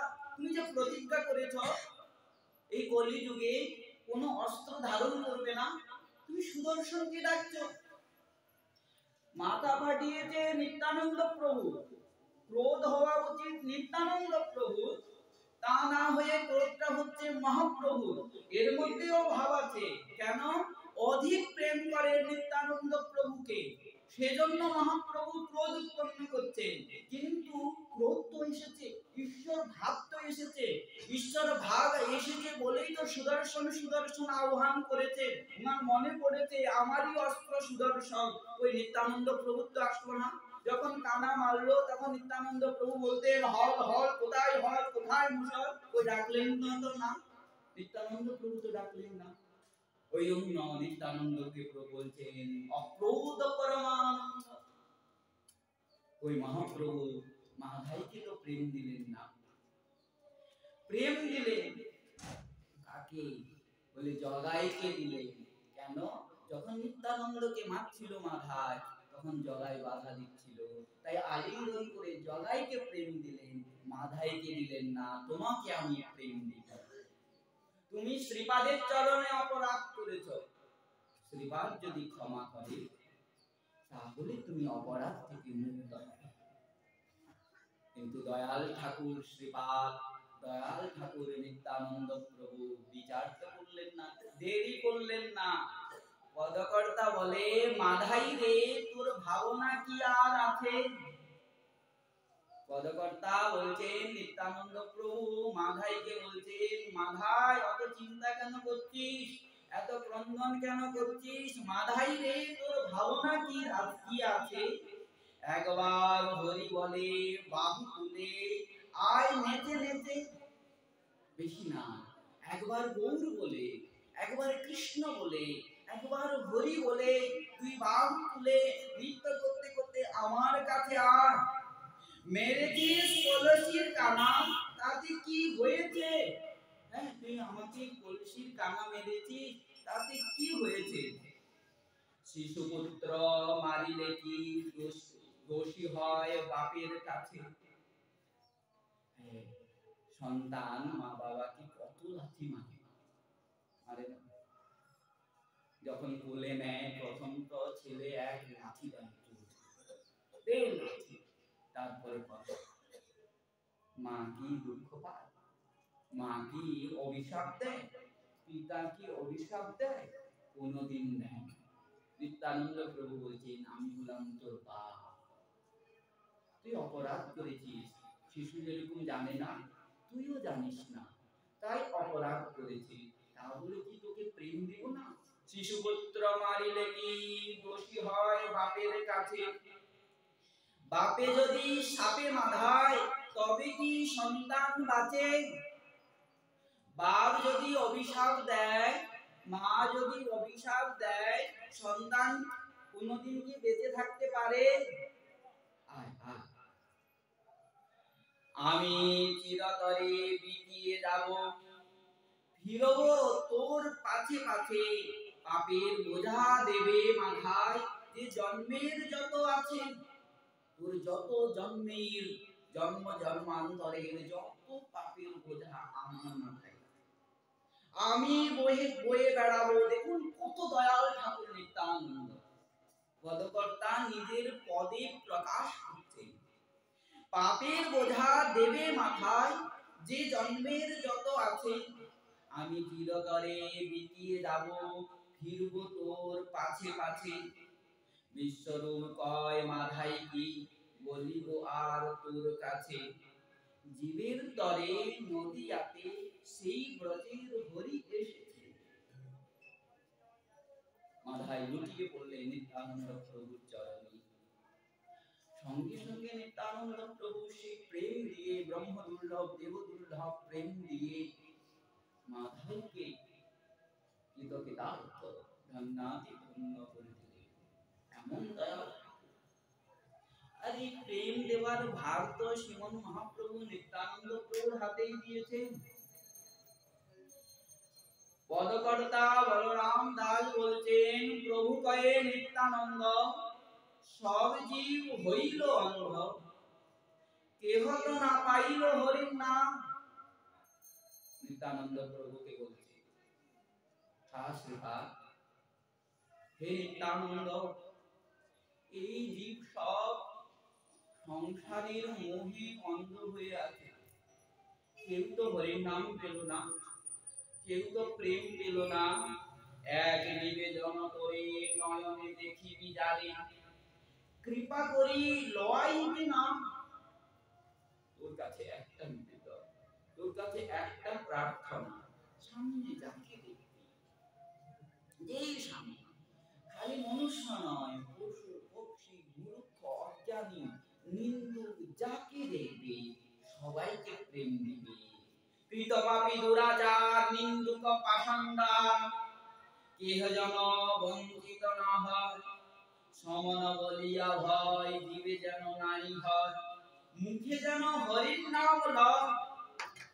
কুমতি তার্কিক জন পড়ুয়া অধম গণ, জন্মে জন্মে ভক্তি বিমুখ, কৃষ্ণ প্রেম দান করি বালক পুরুষ নারী, খণ্ডাইও সবাকার। কোন বিচার আছে এর মধ্যে? মহাপ্রভু বলছেন, অবিচারী সবাইকে প্রেম প্রদান করবে। অবিচার কি পশু পক্ষী মূর্খ অজ্ঞানী জ্ঞানী পণ্ডিত অহংকারী অভিমানী স্ত্রী পুরুষ বৃদ্ধ বালক বালিকা সবাইকে অবিচারী প্রদান করবে। জন্মে জন্মে ভক্তি বিমুখ, কৃষ্ণ প্রেমে প্রেম দান করি বালক পুরুষ নারী, খণ্ডাইও সবাকার রূপ। সংকীর্তন প্রেম রসে ভাসাইও গৌড় দেশে, পূর্ণ কর সবাকার আম। হেন কৃপা কৃপা অবতারে উদ্ধার নাহিল যারে, কি করিবে বলরাম দাস। যখন শ্রীমন মহাপ্রভু সন্ন্যাস নিয়ে পুরী ধামে চলে গেলেন, নিত্যানন্দ প্রভুও গেলেন। মহাপ্রভু বলছেন গৌড়ে যান, কিন্তু নিত্যানন্দ প্রভুর আসার মন নাই। তখন মহাপ্রভু নিত্যানন্দ প্রভুকে বলতেন, প্রভু বলে, শুনো নিত্যানন্দ মহামতি, সত্তর চলো তুমি নবদ্বীপ প্রতি। তুমি শীঘ্র নবদ্বীপে যাও, গৌড়ে যাও। প্রতিজ্ঞা করিয়া আছি আমি নিজ মুখে, মূর্খ নিজ দরিদ্র ভাসাবো প্রেম সুখে। আমি প্রতিজ্ঞা করে রেখেছি, নিজের মুখে প্রতিজ্ঞা করেছি, মূর্খ নিজ দরিদ্র সবাইকে প্রেম সমুদ্রে প্রেম বন্যায় ভাসাবো। কিন্তু আমি ভাসাতে পারলাম না, পাগল হয়ে গেছিলাম, উন্মত্ত হয়ে গেছিলাম। কি বুদ্ধি আসলো, সন্ন্যাস নিয়ে আমি পুরী ধামে এসেছি।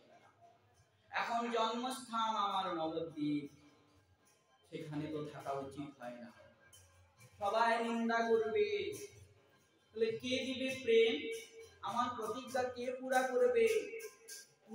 তুমি ছাড়া তো আর কেউ নাই, তোমার ছাড়া তো আমি আর দ্বিতীয় কাউকে দিচ্ছি না। যাও, তুমি শীঘ্র যাও। তুমিও থাকিলা যদি ধর্ম করি, মুনি ধর্ম করি, আর তুমিও যদি আমার সঙ্গে মুনি ধর্ম, সন্ন্যাসী ধর্ম অবলম্বন করে থাকো, কি প্রেম প্রদান করবে? তুমিও থাকিলা যদি মুনি ধর্ম করি, আপন উদ্দাম ভাব সর্বোপরি হই, তুমিও সত্যবাদী হয়ে গেলে।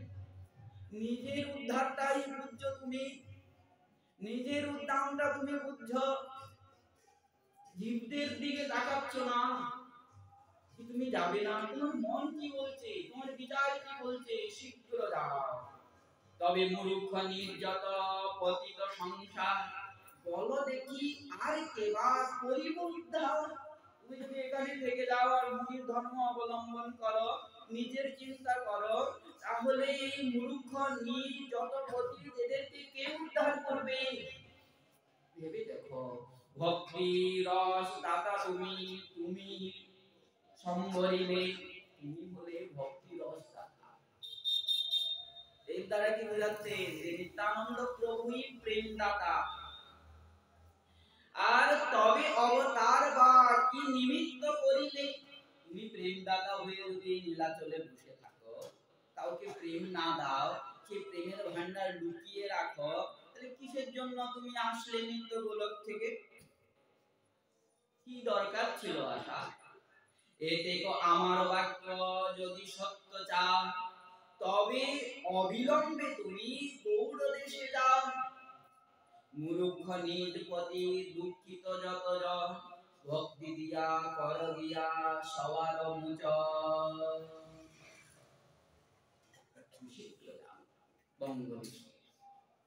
ভক্তি প্রচার করো, ভক্তি প্রদান করো। বঙ্গদেশে আগমন করে নিত্যানন্দ প্রভু কিভাবে প্রেম প্রদান করেছেন, পদকর্তা লোচন ঠাকুর বলছেন, নিতাই গুণমণি আমার, নিতাই গুণমণি, আনিয়া প্রেমের বন্যা ভাসালো অবনী। বলে নিতাই গুণমণি আমার, নিতাই গুণমণি, বলে ওই নবপুরী ধাম থেকে মহাপ্রভুর কাছ থেকে প্রেমের বন্যা নিয়ে আসে, এটাও হয়, বা গোলকের থেকে প্রেমের বন্যা আগমন করে এই পৃথিবীকে প্রেমের বন্যায় ভাসালো। আনিয়া প্রেমের বন্যা ভাসালো অবনী, প্রেমের বন্যা লইয়া নিতাই আইলো গৌড় দেশে। লোচন ঠাকুর ইঙ্গিত দিচ্ছেন কোথায়? সন্ন্যাসের পরে যে নিত্যানন্দ প্রভু এসেছেন, আগে যে প্রেম দিচ্ছিলেন, মহাপ্রভুর আশ্রয়ে প্রেম দিচ্ছিলেন, তাই বিচার করে প্রেম দিচ্ছিলেন, কিন্তু মহাপ্রভুর আদেশ যখন পেয়ে গেছেন, নিত্যানন্দ প্রভু এখন অবিচারে প্রেম দিতে লাগলেন। তাই বলছেন, প্রেমে বন্যা লইয়া নিতাই আইলো গৌড় দেশে, ডুবিল ভগত গণ দীনহীন ভাসে। দীনহীন পতিত পাবন নাহি বাঁচে, ব্রহ্মার দুর্লভ প্রেম সবাকারে যাচে। আবদ্ধ করুণা নিতাই কাটিয়া মোহ, ঘরে ঘরে বুলে প্রেম অমিয়াবা। লোচন বলে আমার নিতাই জীবনা ভজিল, জানিয়া শুনিয়া সেই আত্মঘাত কইল। বেশাবতার বৃন্দাবন ঠাকুর প্রমাণিত হচ্ছে। বৃন্দাবন ঠাকুর বলছেন, শুনো শুনো আরে ভাই, নিত্যানন্দ শক্তি। একটা নিত্যানন্দ শক্তির কথা শুনবে, শুনো কান দিয়ে, মন দিয়ে শুনো। কি? যে রূপে দিলেন সর্ব জগতের ভক্তি, যে রূপে জগতে কৃষ্ণ ভক্তি, রাধা ভক্তি, যুগল কিশোরের ভক্তি, যে প্রেম, সেই প্রেম কিভাবে দিয়েছে এই কথা শুনো। যে ভক্তি গোপিকা গণের কহে ভাগবতে, যে ভক্তি গোপিকা গণের ভাগবতে বলছে, সেই ভক্তি লুটিয়ে দিলে নিত্যানন্দ হইতে তাহা পাইল জগতে। এটা পূর্ণ প্রমাণিত করে দিচ্ছেন, শ্রীমন মহাপ্রভু প্রেম দেন নাই, অবিচারে দিয়েছেন। এটা বললে ভুল হয়ে যাবে, কিন্তু নিত্যানন্দ প্রভু যেভাবে দিয়েছেন, মহাপ্রভু দেন না। না হলে ব্যাসাবতার বৃন্দাবন ঠাকুর এই শব্দ প্রয়োগ করতে পারতেন না, করতেন। এখানে কি বলছেন? যেই ভক্তি গোপিকা গণের কহে ভাগবতে, নিত্যানন্দ হইতে তাহা পাইল জগতে, মানে গৌর শব্দটা প্রয়োগ করতে পারতেন, বলতেন নিত্যানন্দ গৌর হইতে তাহা পাইল জগতে, বলা দরকার ছিল। সেটা না বলে বলছেন নিত্যানন্দ হইতে তাহা পাইল জগতে। মহাপ্রভুর থেকে দাতা শিরোমণি কে হলে? নিত্যানন্দ প্রভু। তাহলে মহাপ্রভুর থেকে মহিমায় শ্রেষ্ঠ কে হলে? নিত্যানন্দ প্রভু। আর দেখুন যে গৌর হলো প্রেমের খনি, নিতাই তো ভান্ডারী, নিতাই হলো প্রেমের ভান্ডারী, গুরুতুল্য, গুরু, জগৎ গুরু, এরকম তাহলে তাহলে নিত্যানন্দ প্রভু হলেন ভান্ডারী, প্রেম হলো মহাপ্রভু। আর নিত্যানন্দ প্রভু যদি প্রেম না দেন, মহাপ্রভুকে না দেন, কেউ প্রেম পায়, মহাপ্রভুকে পায় না। এটাই কবিরাজ গোস্বামী পাদ অন্তলীলায় ষষ্ঠ পরিচ্ছেদে বর্ণন করছে। রঘুনাথ আকুল হয়ে একবার নয় দুইবার মহাপ্রভুর কাছে আসলেন, সব বৈষ্ণবের দর্শন করলেন, মহাপ্রভুর দর্শন করলেন। মহাপ্রভু দিতে পারতেন কিন্তু দিলেন না। বলুন, একটা কোম্পানি মালিক আছে, মালিক সব দিতে পারে, কিন্তু মালিকের কাছে গেলে কি মালিক দেয়? দেয় না। তখন কি বলে? ওই যাও ম্যানেজারের কাছে, ওই ভান্ডারীর কাছে যাও, তাকে বলো হ্যাঁ আমার নামটা নিতে, তাহলে দিই। তাহলে প্রেমের দায়িত্বটা, ওই ভান্ডারের দায়িত্বটা কার? ম্যানেজারের উপর। তাহলে নিত্যানন্দ প্রভু বলেন প্রেম ভান্ডারের ভান্ডারী, গৌর ভান্ডারের ভান্ডারী হলো নিত্যানন্দ প্রভু। তাই লীলা বিস্তার করলেন, রঘুনাথকে দিতে পারতেন, সংসার বন্ধন ছিন্ন করতে পারতেন, সঙ্গে করে নিয়ে যেতে পারতেন, প্রথমবারে নিয়ে যেতে পারতেন, এমন কারোর ক্ষমতা ছিল না বাধা দিতে। ওই রঘুনাথকে তো নিয়ে গেলেন না, প্রথমবারেও নিয়ে গেলেন না, আর দ্বিতীয়বারেও নিয়ে গেলেন না, বুঝিয়ে সুঝিয়ে পাঠিয়ে দিলেন। কেন? এখনো নিত্যানন্দ কৃপারূপী বর্ষায় অভিষিক্ত হয় নাই, অভিষেক হয় নাই, তাই নেই। কখন পেলেন রঘুনাথ শ্রীমন মহাপ্রভুকে? আমরা একটু আগে শ্রবণ করে এসেছি, সনাতন গোস্বামী পাদ, রূপ গোস্বামী পাদ শ্রীমন মহাপ্রভুর দর্শন কার কৃপায় পেয়েছেন? বলে নিত্যানন্দ প্রভু এবং হরিদাস ঠাকুরের কৃপায় পেয়েছেন। রঘুনাথ দাস গোস্বামী পাদের জীবনীতেও দুইজনের কৃপার কথা বলা হয়, এক হরিদাস ঠাকুরের কৃপার কথা, আর দ্বিতীয় নিত্যানন্দ প্রভুর কৃপার কথা। আর মহাপ্রভুর ভক্ত ছাড়া মহাপ্রভু কি যে দিতে পারে না। দেবানন্দ পণ্ডিতের জীবনীতে দেখুন কি বিচিত্র, 24 বছর অবধি মহাপ্রভুকে দর্শন করেছেন, প্রভুর কথা কত শুনেছেন, কত জগাই মাধাইয়ের উদ্ধারের কথা শুনেছেন, তাও মহাপ্রভুর চরণে ভক্তি হলো না। ভক্তি কখন হলো? বলে মহাপ্রভু যখন 6 বছর পরে কুড়িন গ্রামে আসেন, তখন ভক্তিটা উৎপন্ন। বলে কার কৃপা? বলে বঙ্কেশ্বর পণ্ডিতের কৃপা। মহৎ কৃপা ছাড়া গৌরকে পাওয়া যায় না। গৌর ভক্তে খালি মহৎ হলে হবে না, গৌর ভক্তের কৃপা ছাড়া গৌরকে পাওয়া যাবে না। নিত্যানন্দ কৃপা ছাড়া গৌরকে পাওয়া যাবে না। রঘুনাথ আসলেন, চোর বলে সম্বোধন করলেন রঘুনাথকে। কেন চোর বলে সম্বোধন করলেন? চুরি করেছো। রঘুনাথ আবার কি চুরি করতে গেল? বলে গৌর ধন, নিত্যানন্দের ধন কি চুরি করলে? বিশাল মহোৎসব হলো।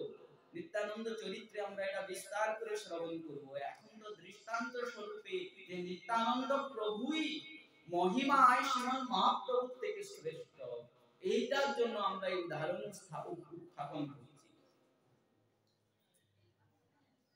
বিশাল দণ্ড মহোৎসব হয়ে গেল, রাঘব পণ্ডিতের গৃহে নিত্যাদি ভোজনাদি হয়ে গেল। পরের দিন স্নান করে ওই পিণ্ডায় বসলেন নিত্যানন্দ। রঘুনাথ আসলেন, এসে আর প্রণাম করলেন। রঘুনাথ আসি কহিল চরণ বন্ধ, রাঘব পণ্ডিত তারা কহিল নিবেদন। চরণ বন্দন করে আর রাঘব পণ্ডিতের দ্বারা নিবেদন করবে। অধম পামর মুই হীন জীবাধম, মোর ইচ্ছা হয় পাউন চৈতন্য চরণ। সামনে রাঘব পণ্ডিত, যেন রাঘব পণ্ডিত বলছে, কিন্তু বলছেন রঘুনাথ। শব্দগুলো তো তাই, অধম পামর মুই হীন জীবাধম, মোর ইচ্ছা হয় পাউন চৈতন্য চরণ। বামন হইয়া যেন চাঁদ ধরিবারে পা চাই, অনেক যত্ন কইলু যাইতে কবু সিদ্ধ নাহি হয়। বামন হয়ে যদি চাঁদের আশা করে, কেউ চাঁদ স্পর্শ করতে পারবে? কেউ পারবে। চাঁদকে স্পর্শ করার জন্য, স্পর্শ করার যোগ্য সেরকম লম্বা হতে হবে। আমি বামন হয়ে আর চাঁদ স্পর্শ করতে যাচ্ছি, কতবার চেষ্টা করলাম ঘর ছেড়ে পালানো, কিন্তু পালাতে পারি না। মা বাবা ধরে নিয়ে আসে, যতবার পালাও আমি গৃহাদি ছাড়িয়া, পিতা মাতা দুই জনে রাখেন বান্ধিয়া। যতবার পালাতে যায়, মাতা পিতা আমাকে ধরে এনে আবৃন্দে রাখে। তখন বুঝতে পারলাম কোথায় কবি রয়ে গেল। মহাপ্রভু দুবার দুবার দর্শন করলাম, তাও প্রভু কৃপা করলো না, সঙ্গে করে নিয়ে গেল না। বা বলেছে যে বৃন্দাবন থেকে আসলে তুমি এসো, সেই উপায় কৃষ্ণ স্ফুরণ করবে, কিন্তু ওই স্ফুরণ হলো না। পালানোর চেষ্টা করলাম, তাও ধরে নিয়ে আসলো। কমিটা কোথায় রয়ে গেল, ত্রুটিটা কোথায় রয়ে গেল? চিন্তা করতে করতে বুঝলাম, তোমার কৃপা বিনা কেহ চৈতন্য না পায়, তোমার কৃপা বিনা কেহ চৈতন্য না পায়। প্রত্যক্ষে বলে দিলে। দেখুন এর মধ্যে সাক্ষীকে কবিরাজ গোস্বামী লিপিবদ্ধ করছে। কে বলছেন? রঘুনাথ নিজে বলছেন। রঘুনাথ দাস গোস্বামী পাদের আমাদের মতো মেধা নয়। আজকে সকালে শুনলাম, আজকে সকালে বললাম, 1 ঘন্টা পরে ভুলে গেলাম। পরম মেধাবী রঘুনাথ দাস গোস্বামী পাদ। চৈতন্য চরিতামৃত কবিরাজ গোস্বামী পাদ লিখছেন কার কথা? কার মুখে গৌর কথা শ্রবণ করে চৈতন্য চরিতামৃত লিখছেন? এই রঘুনাথ দাস গোস্বামী পাদের মুখে।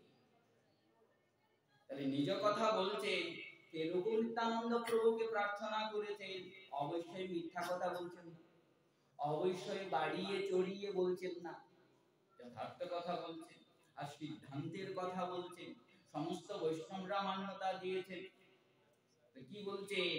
তোমার কৃপা বিনা কেহ চৈতন্য না পায়, তোমার কৃপা না হলে কেউ চৈতন্য পাবে না। এটা তো পূর্ণ স্পষ্ট পরিষ্কার করে দিচ্ছে যে নিত্যানন্দ কৃপা ছাড়া গৌর পাওয়া যাবে না। আর ঠাকুর মহাশয় কি বলছে? নিতাই কৃপা বিহীন, ভুলে গেছি, রাধা কৃষ্ণ পাইতে না। অর্ধেকটা গিয়েছে। তাইলে নিতাই কৃপা ছাড়া রাধা কৃষ্ণকেও পেতে নাই, পাওয়া যাবে না সেটা বলে নাই, পাওয়া যাবে, পেতে নাই। কেন পেতে নাই?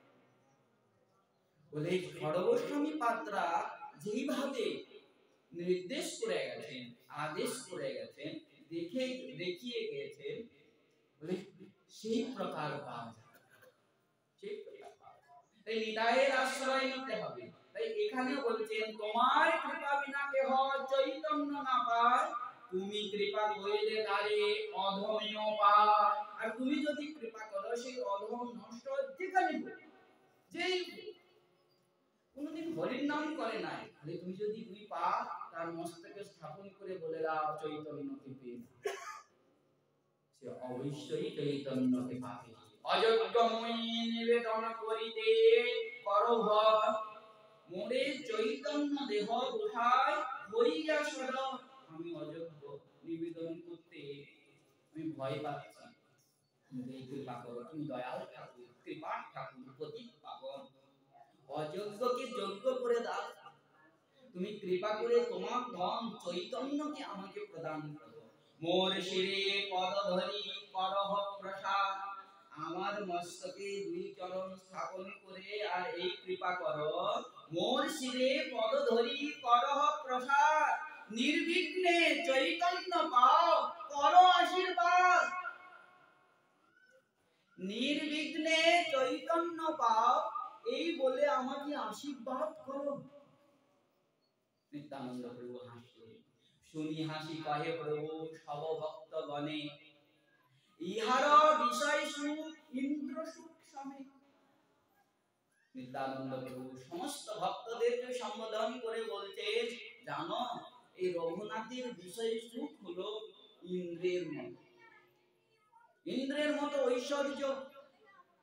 সমস্ত কিছু তুচ্ছ করে সে এখন চৈতন্যকে পেতে চায়।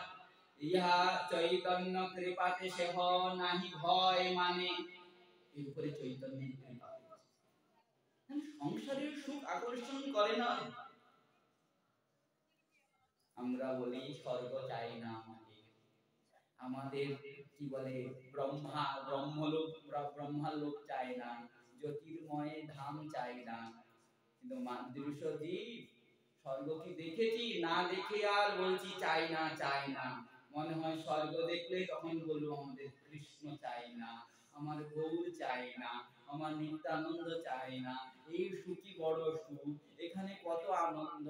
সুরাপান বলি সে অমৃত পান, সামনে গন্ধর্বরা কীর্তন করছে, সঙ্গীত করছে, সামনে তিলোত্তমাজ নৃত্য করছে, এই দেখতে পাচ্ছি, এইটাই শ্রেষ্ঠ। নিত্যানন্দ প্রভু বলছেন না, এর উপরে গৌরের কৃপা হয়েছে। গৌর নিত্যানন্দ প্রভুর কৃপা হলে এই সংসারের সমস্ত সুখ কিসের মতো বলে কালকৃত বিষের মতো মনে হয়। সমস্ত কিছু বিষের মতো নষ্ট। এইটাই বলছেন, চৈতন্য কৃপাতে সেহ নাহি ভয় মানে, সবে আশিস দেহ পাই চৈতন্য চরণে। আর কৃষ্ণ পাদ পদ্ম গন্ধ যেই জন পায়, ব্রহ্মলোক আদি সুখ তারে নাহি ভাব। রাজর্ষি ভরতকে দেখে অভাব আছে। এই আজনক বর্ষ যে রাজর্ষি ভরতের নামে কি হয়েছে, ভারতবর্ষ মানে পূর্ণ ভারতবর্ষের উনি সম্রাট ছিলেন। এত ঐশ্বর্য, সমস্ত কিছু ত্যাগ করে গণ্ডকী নদীর তীরে এসে ভজন করছেন কোন সুখে? বলে কৃষ্ণের পাদপদ্মের সুখে, প্রেমের সুখে। কৃষ্ণ পাদপদ্ম গন্ধ যেই জন পায়, ব্রহ্মলোক আদি সুখ তারে নাহি ভাব। রঘুনাথকে ডাকে, রঘুনাথ পাশে আসে, রঘুনাথ আসে, ষষ্ঠাঙ্গে প্রণাম করলেন। তবে রঘুনাথের প্রভু নিকটে বোলাইলা, তার মাঝে পদ ধরি কহিতে লাগিলাম, তুমি যে কহিলে করিলে এই পুলিন ভোজ, তোমায় কৃপা করি চৈতন্য কইল আগমন, কৃপা করি কইল যুদ্ধ চিপিটিক ভোজ, নিত্য দেখি রাত্রে কইল প্রসাদ ভক্ষ, তোমা উদ্ধারিতে গৌর আইলা আপনি, ছুটিল তোমার যত বিঘ্নাদি বন্ধনে। তোমাকে উদ্ধার করার জন্য গৌর এসেছে। ওনার আসার সঙ্গে সঙ্গে নিত্যানন্দ প্রভু শ্রীমন মহাপ্রভুর উপরে, কিন্তু আমরা সবাই জানি যদি মহাপ্রভুরই কৃপা হতো তাহলে আগে যে দুইবার দর্শন করেছেন তখনই কৃপা হয়ে যেত। তাহলে এখানে প্রধানটা কার কৃপা? গৌর কৃপা নয়। এটা কেউ যেন না ভাবে যে গৌর কৃপা করে না। গৌর কৃপা করলে যুগলে কিশোরকে পাওয়া যাবে না, প্রেমকে পাওয়া যাবে না, এটা আমার কোনো বলার অভিপ্রায় নয়। কিন্তু গৌরকে পেতে গেলে নিতাইয়ের আশ্রয় নিতে হবে, এটা শাস্ত্রীর কথা, প্রমাণিক কথা। নিতাইকে ছেড়ে যদি খালি গৌরকে পেতে চান, পাবেন না, পাবেন না, পাবেন না। গৌরকে পেতে গেলে নিতাইয়ের আশ্রয় নিতে হবে। তাই নিত্য দেখি রাত্রে কইল প্রসাদ ভক্ষ, তোমা উদ্ধারিতে গৌর আইলা আপনি, ছুটিল তোমার যত বিঘ্নাদি বন্ধনে। চিন্তা করো, সংসার বন্ধন ছিন্ন করে তুমি যাবে নীলাচলে। মহাপ্রভু কৃপা করে স্বরূপের হাতেই তোমাকে সমর্পণ করবে, স্বরূপের স্থানে তোমা করিবে সমর্পণে, অন্তরঙ্গ বৃদ্ধ হই রাখিবেন চরণে।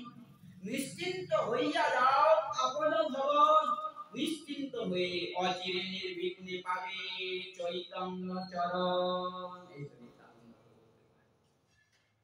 রঘুনাথ দাস গোস্বামী পাদ যে মহাপ্রভুকে প্রাপ্ত করলেন কার কৃপায়? বলে নিত্যানন্দ প্রভুর কৃপায়। আর এই যুগল কিশোর এই বৃন্দাবন কার কৃপায় পাওয়া যায়? বলে নিত্যানন্দ প্রভুর কৃপায়। রঘুনাথ দাস গোস্বামী পাদ বলি কবিরাজ গোস্বামী, রঘুনাথ দাস গোস্বামী পাদের শিষ্য, শিক্ষার শিষ্য সেই কবিরাজ গোস্বামী পাদ নিজে বলছেন, জয় জয় নিত্যানন্দ নিত্যানন্দ রাম, যাহার কৃপাতে পাই বৃন্দাবন ধাম। জয় হোক নিত্যানন্দ রাম, যার কৃপায় আমি আজ বৃন্দাবনে আসতে পারলাম, এই বৃন্দাবন ধামকে প্রাপ্ত করলাম। আর যদি নিত্যানন্দ প্রভু স্বপ্নে এসে আদেশ না দিতেন, কৃপা না করতেন, আমি কি বৃন্দাবনে আসতাম? ওইখানেই সংসারই পড়ে থাকতাম। কার কৃপায় আমি আজ বৃন্দাবনে এসেছি? এই নিত্যানন্দ প্রভুর কৃপায়। জয় জয় নিত্যানন্দ, জয় কৃপাময়, যা হইতে পাই মোর সনাতন আশ্রয়। জয় হোক সেই নিত্যানন্দ, সেই কৃপাময়, যার কৃপায় আমি আজ রূপ সনাতনের আশ্রয় পেয়েছি। কত লাভ হয়েছে। যা হইতে পাইনু রঘুনাথ মহাশয়, যা হইতে পাইনু শ্রী স্বরূপ আশ্রয়, সনাতন কৃপায় পাইনু ভক্তি সিন্ধু সিদ্ধান্ত, শ্রীরূপ কৃপায় পাইনু ভক্তি রস প্রান্ত। সনাতন গোস্বামী পাদের কৃপায় আমি প্রাপ্ত করলাম ভক্তির সিদ্ধান্ত, রূপ গোস্বামী পাদের কৃপায় আমি প্রাপ্ত করলাম রসের সুপ্রান্ত সীমা। জয় জয় নিত্যানন্দ, চরণারবিন্দ, যা হইতে পাইলাম শ্রী রাধা গোবিন্দ।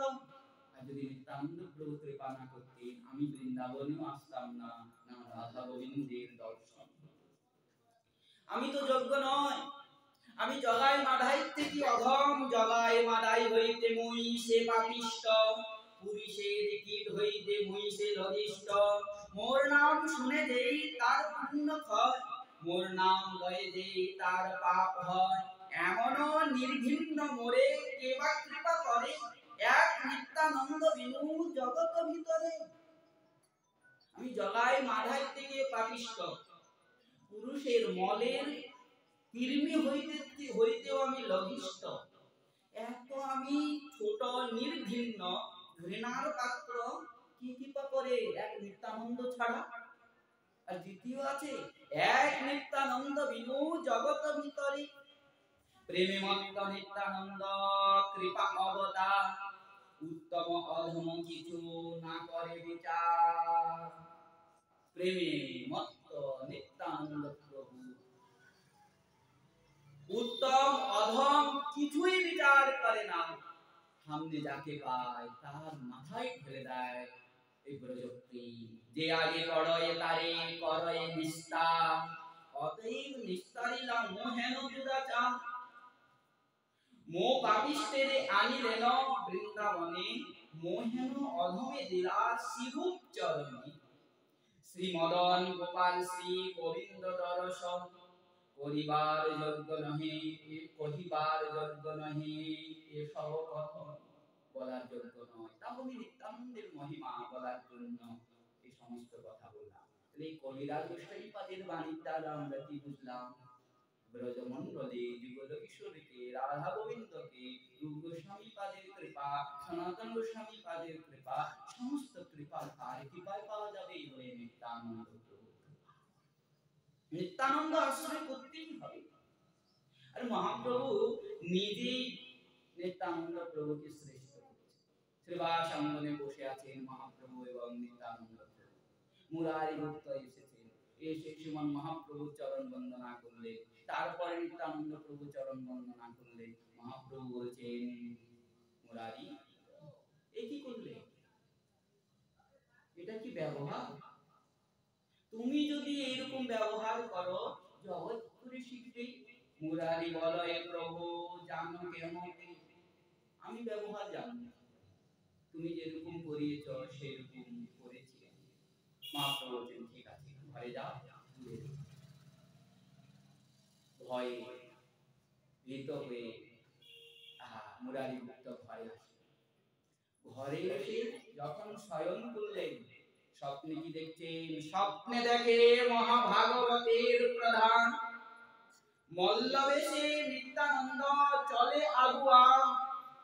নিত্যানন্দ শিরে দেখে মহানাগ ফনা, কবে দেখে শ্রীহল মুসল তালবানা। আপনি কি দেখছেন? মুরারি ভক্ত বলে মহা ভাগবতের প্রধান নিত্যানন্দ প্রভু, সমস্ত ভাগবতের মধ্যে শ্রেষ্ঠ মল্লবেশে আসছে নিত্যানন্দ। সামনে সামনে নিত্যানন্দ, পিছনে পিছনে শ্রীমান মহাপ্রভু। কি দেখছে না? নিত্যানন্দ শিরে দেখে মহানাগ ফনা, নিত্যানন্দ প্রভু শিরে মহানাগের ফনা দেখে। কখনো কখনো কি দেখছেন? কবে দেখে শ্রীহল, কান্দে হল দেখে, কখনো মুসল তাল বানা। নিত্যানন্দ মূর্তি দেখে যেন হলধর, শিরে পাখা ধরি পাছে যায় উষ্টম্বর। শিরে পাখা বা ছত্র ধরে নিত্যানন্দ প্রভুর পিছনে পিছনে শ্রীমান মহাপ্রভু যাচ্ছে। স্বপ্নে প্রভু হাসি বলে মুরারি ভক্তকে, সেই স্বপ্নে শ্রীমান মহাপ্রভু বলছে, জানিলা মুরারি, বুঝতে পারলে তো আমি যে কনিষ্ঠ মনে পূজহ বিচারে, আমি যে ছোট এটা মনে বিচার করে। নিদ্রা ভঙ্গ হয়ে গেল, ক্রন্দন করছেন আকুল হয়ে মুরারি ভক্ত। হা প্রাণনাথ, নিজেকে স্থির করে আবার সেবা সঙ্গনে ছুটে আসলেন। এসে বেরকারি করলেন, নিত্যানন্দ প্রভু চরণ বন্দনা করলেন। আগে নিত্যানন্দের চরণে নমস্করি, পাছে বন্দে বিশ্বম্বর চরণ মুরারি। মহাপ্রভু হাসলেন, হেসে আর বলছেন, হাসি বলে বিশ্বম্বর মুরারি এ কেন? মহাপ্রভু হেসে বলছেন, এরকম কেন করলে? মুরারি উত্তর দিচ্ছেন, মুরারি বলে প্রভু লোয়াইলে যেন, তুমি যেরকম করালে আমি সেরকমই করলাম। প্রভু তুমি বলো পবন কারণে যেন শুষ্ক তৃণ চলে, জীবের সকল কর্ম তোর শক্তি বলে। বাতাসে যেরকম শুখা পাতা, শুখা তৃণখণ্ড এক স্থান থেকে অন্য স্থানে যে পড়ে, তদ্রূপ সমস্ত জীবের তোমার ইচ্ছাই সব কিছু হয়। জীবের সকল কর্ম তোর শক্তি বলে। প্রভু বলে মুরারি আমার প্রিয় তুমি, অতএব তোমারে ভাঙ্গিল মর্ম আমি। শ্রীমান মহাপ্রভু বলছেন, মুরারি তুমি আমার অতি প্রিয় পাত্র, তাই নিত্যানন্দ তত্ত্ব এবং আমার তত্ত্বের কি ভেদ তোমার কাছে আমি ভাঙলাম। নিত্যানন্দ হলো গুরু তুল্য, আমিও প্রণাম করি। আগামীকাল আমরা শ্রবণ করব কিভাবে ভক্তগণকে শ্রীমান মহাপ্রভু বলছেন, নিত্যানন্দ প্রভুর কপিন ছিঁড়ে ছিঁড়ে দিচ্ছেন। নিত্যানন্দ প্রভুর চরণামৃত দিয়ে বলে কৃষ্ণ ভক্তি লাভ হবে। একথা আমরা আগামীকাল শ্রবণ করব। আর আগামীকাল গৌর নিতাই আগমন দাতা আনায়ন কর্তা শ্রী শ্রী শান্তিপুর পুরন্দর শ্রী অদ্বৈত প্রভুর আবির্ভাব তিথি, শ্রী অদ্বৈত প্রভুর চরণেও বাক্য পুষ্পাঞ্জলি প্রদান করার আমরা চেষ্টা করব। এই আশা রেখে আমাদের হরি কথা, গুরু কথা, নিত্যানন্দ প্রভুর কথা এখানে বিশ্রাম। জয় রাধে শ্রী রাধে। শ্রীমান মহাপ্রভু কি, শ্রীমান নিত্যানন্দ প্রভু কি, শ্রী শ্রী অদ্বৈত প্রভু কি, রাধা শ্রীবাস পণ্ডিত কি, সমস্ত গৌর ভক্ত বৃন্দ কি, শ্রী শ্রী ধনঞ্জয় পণ্ডিত গোস্বামী পাদ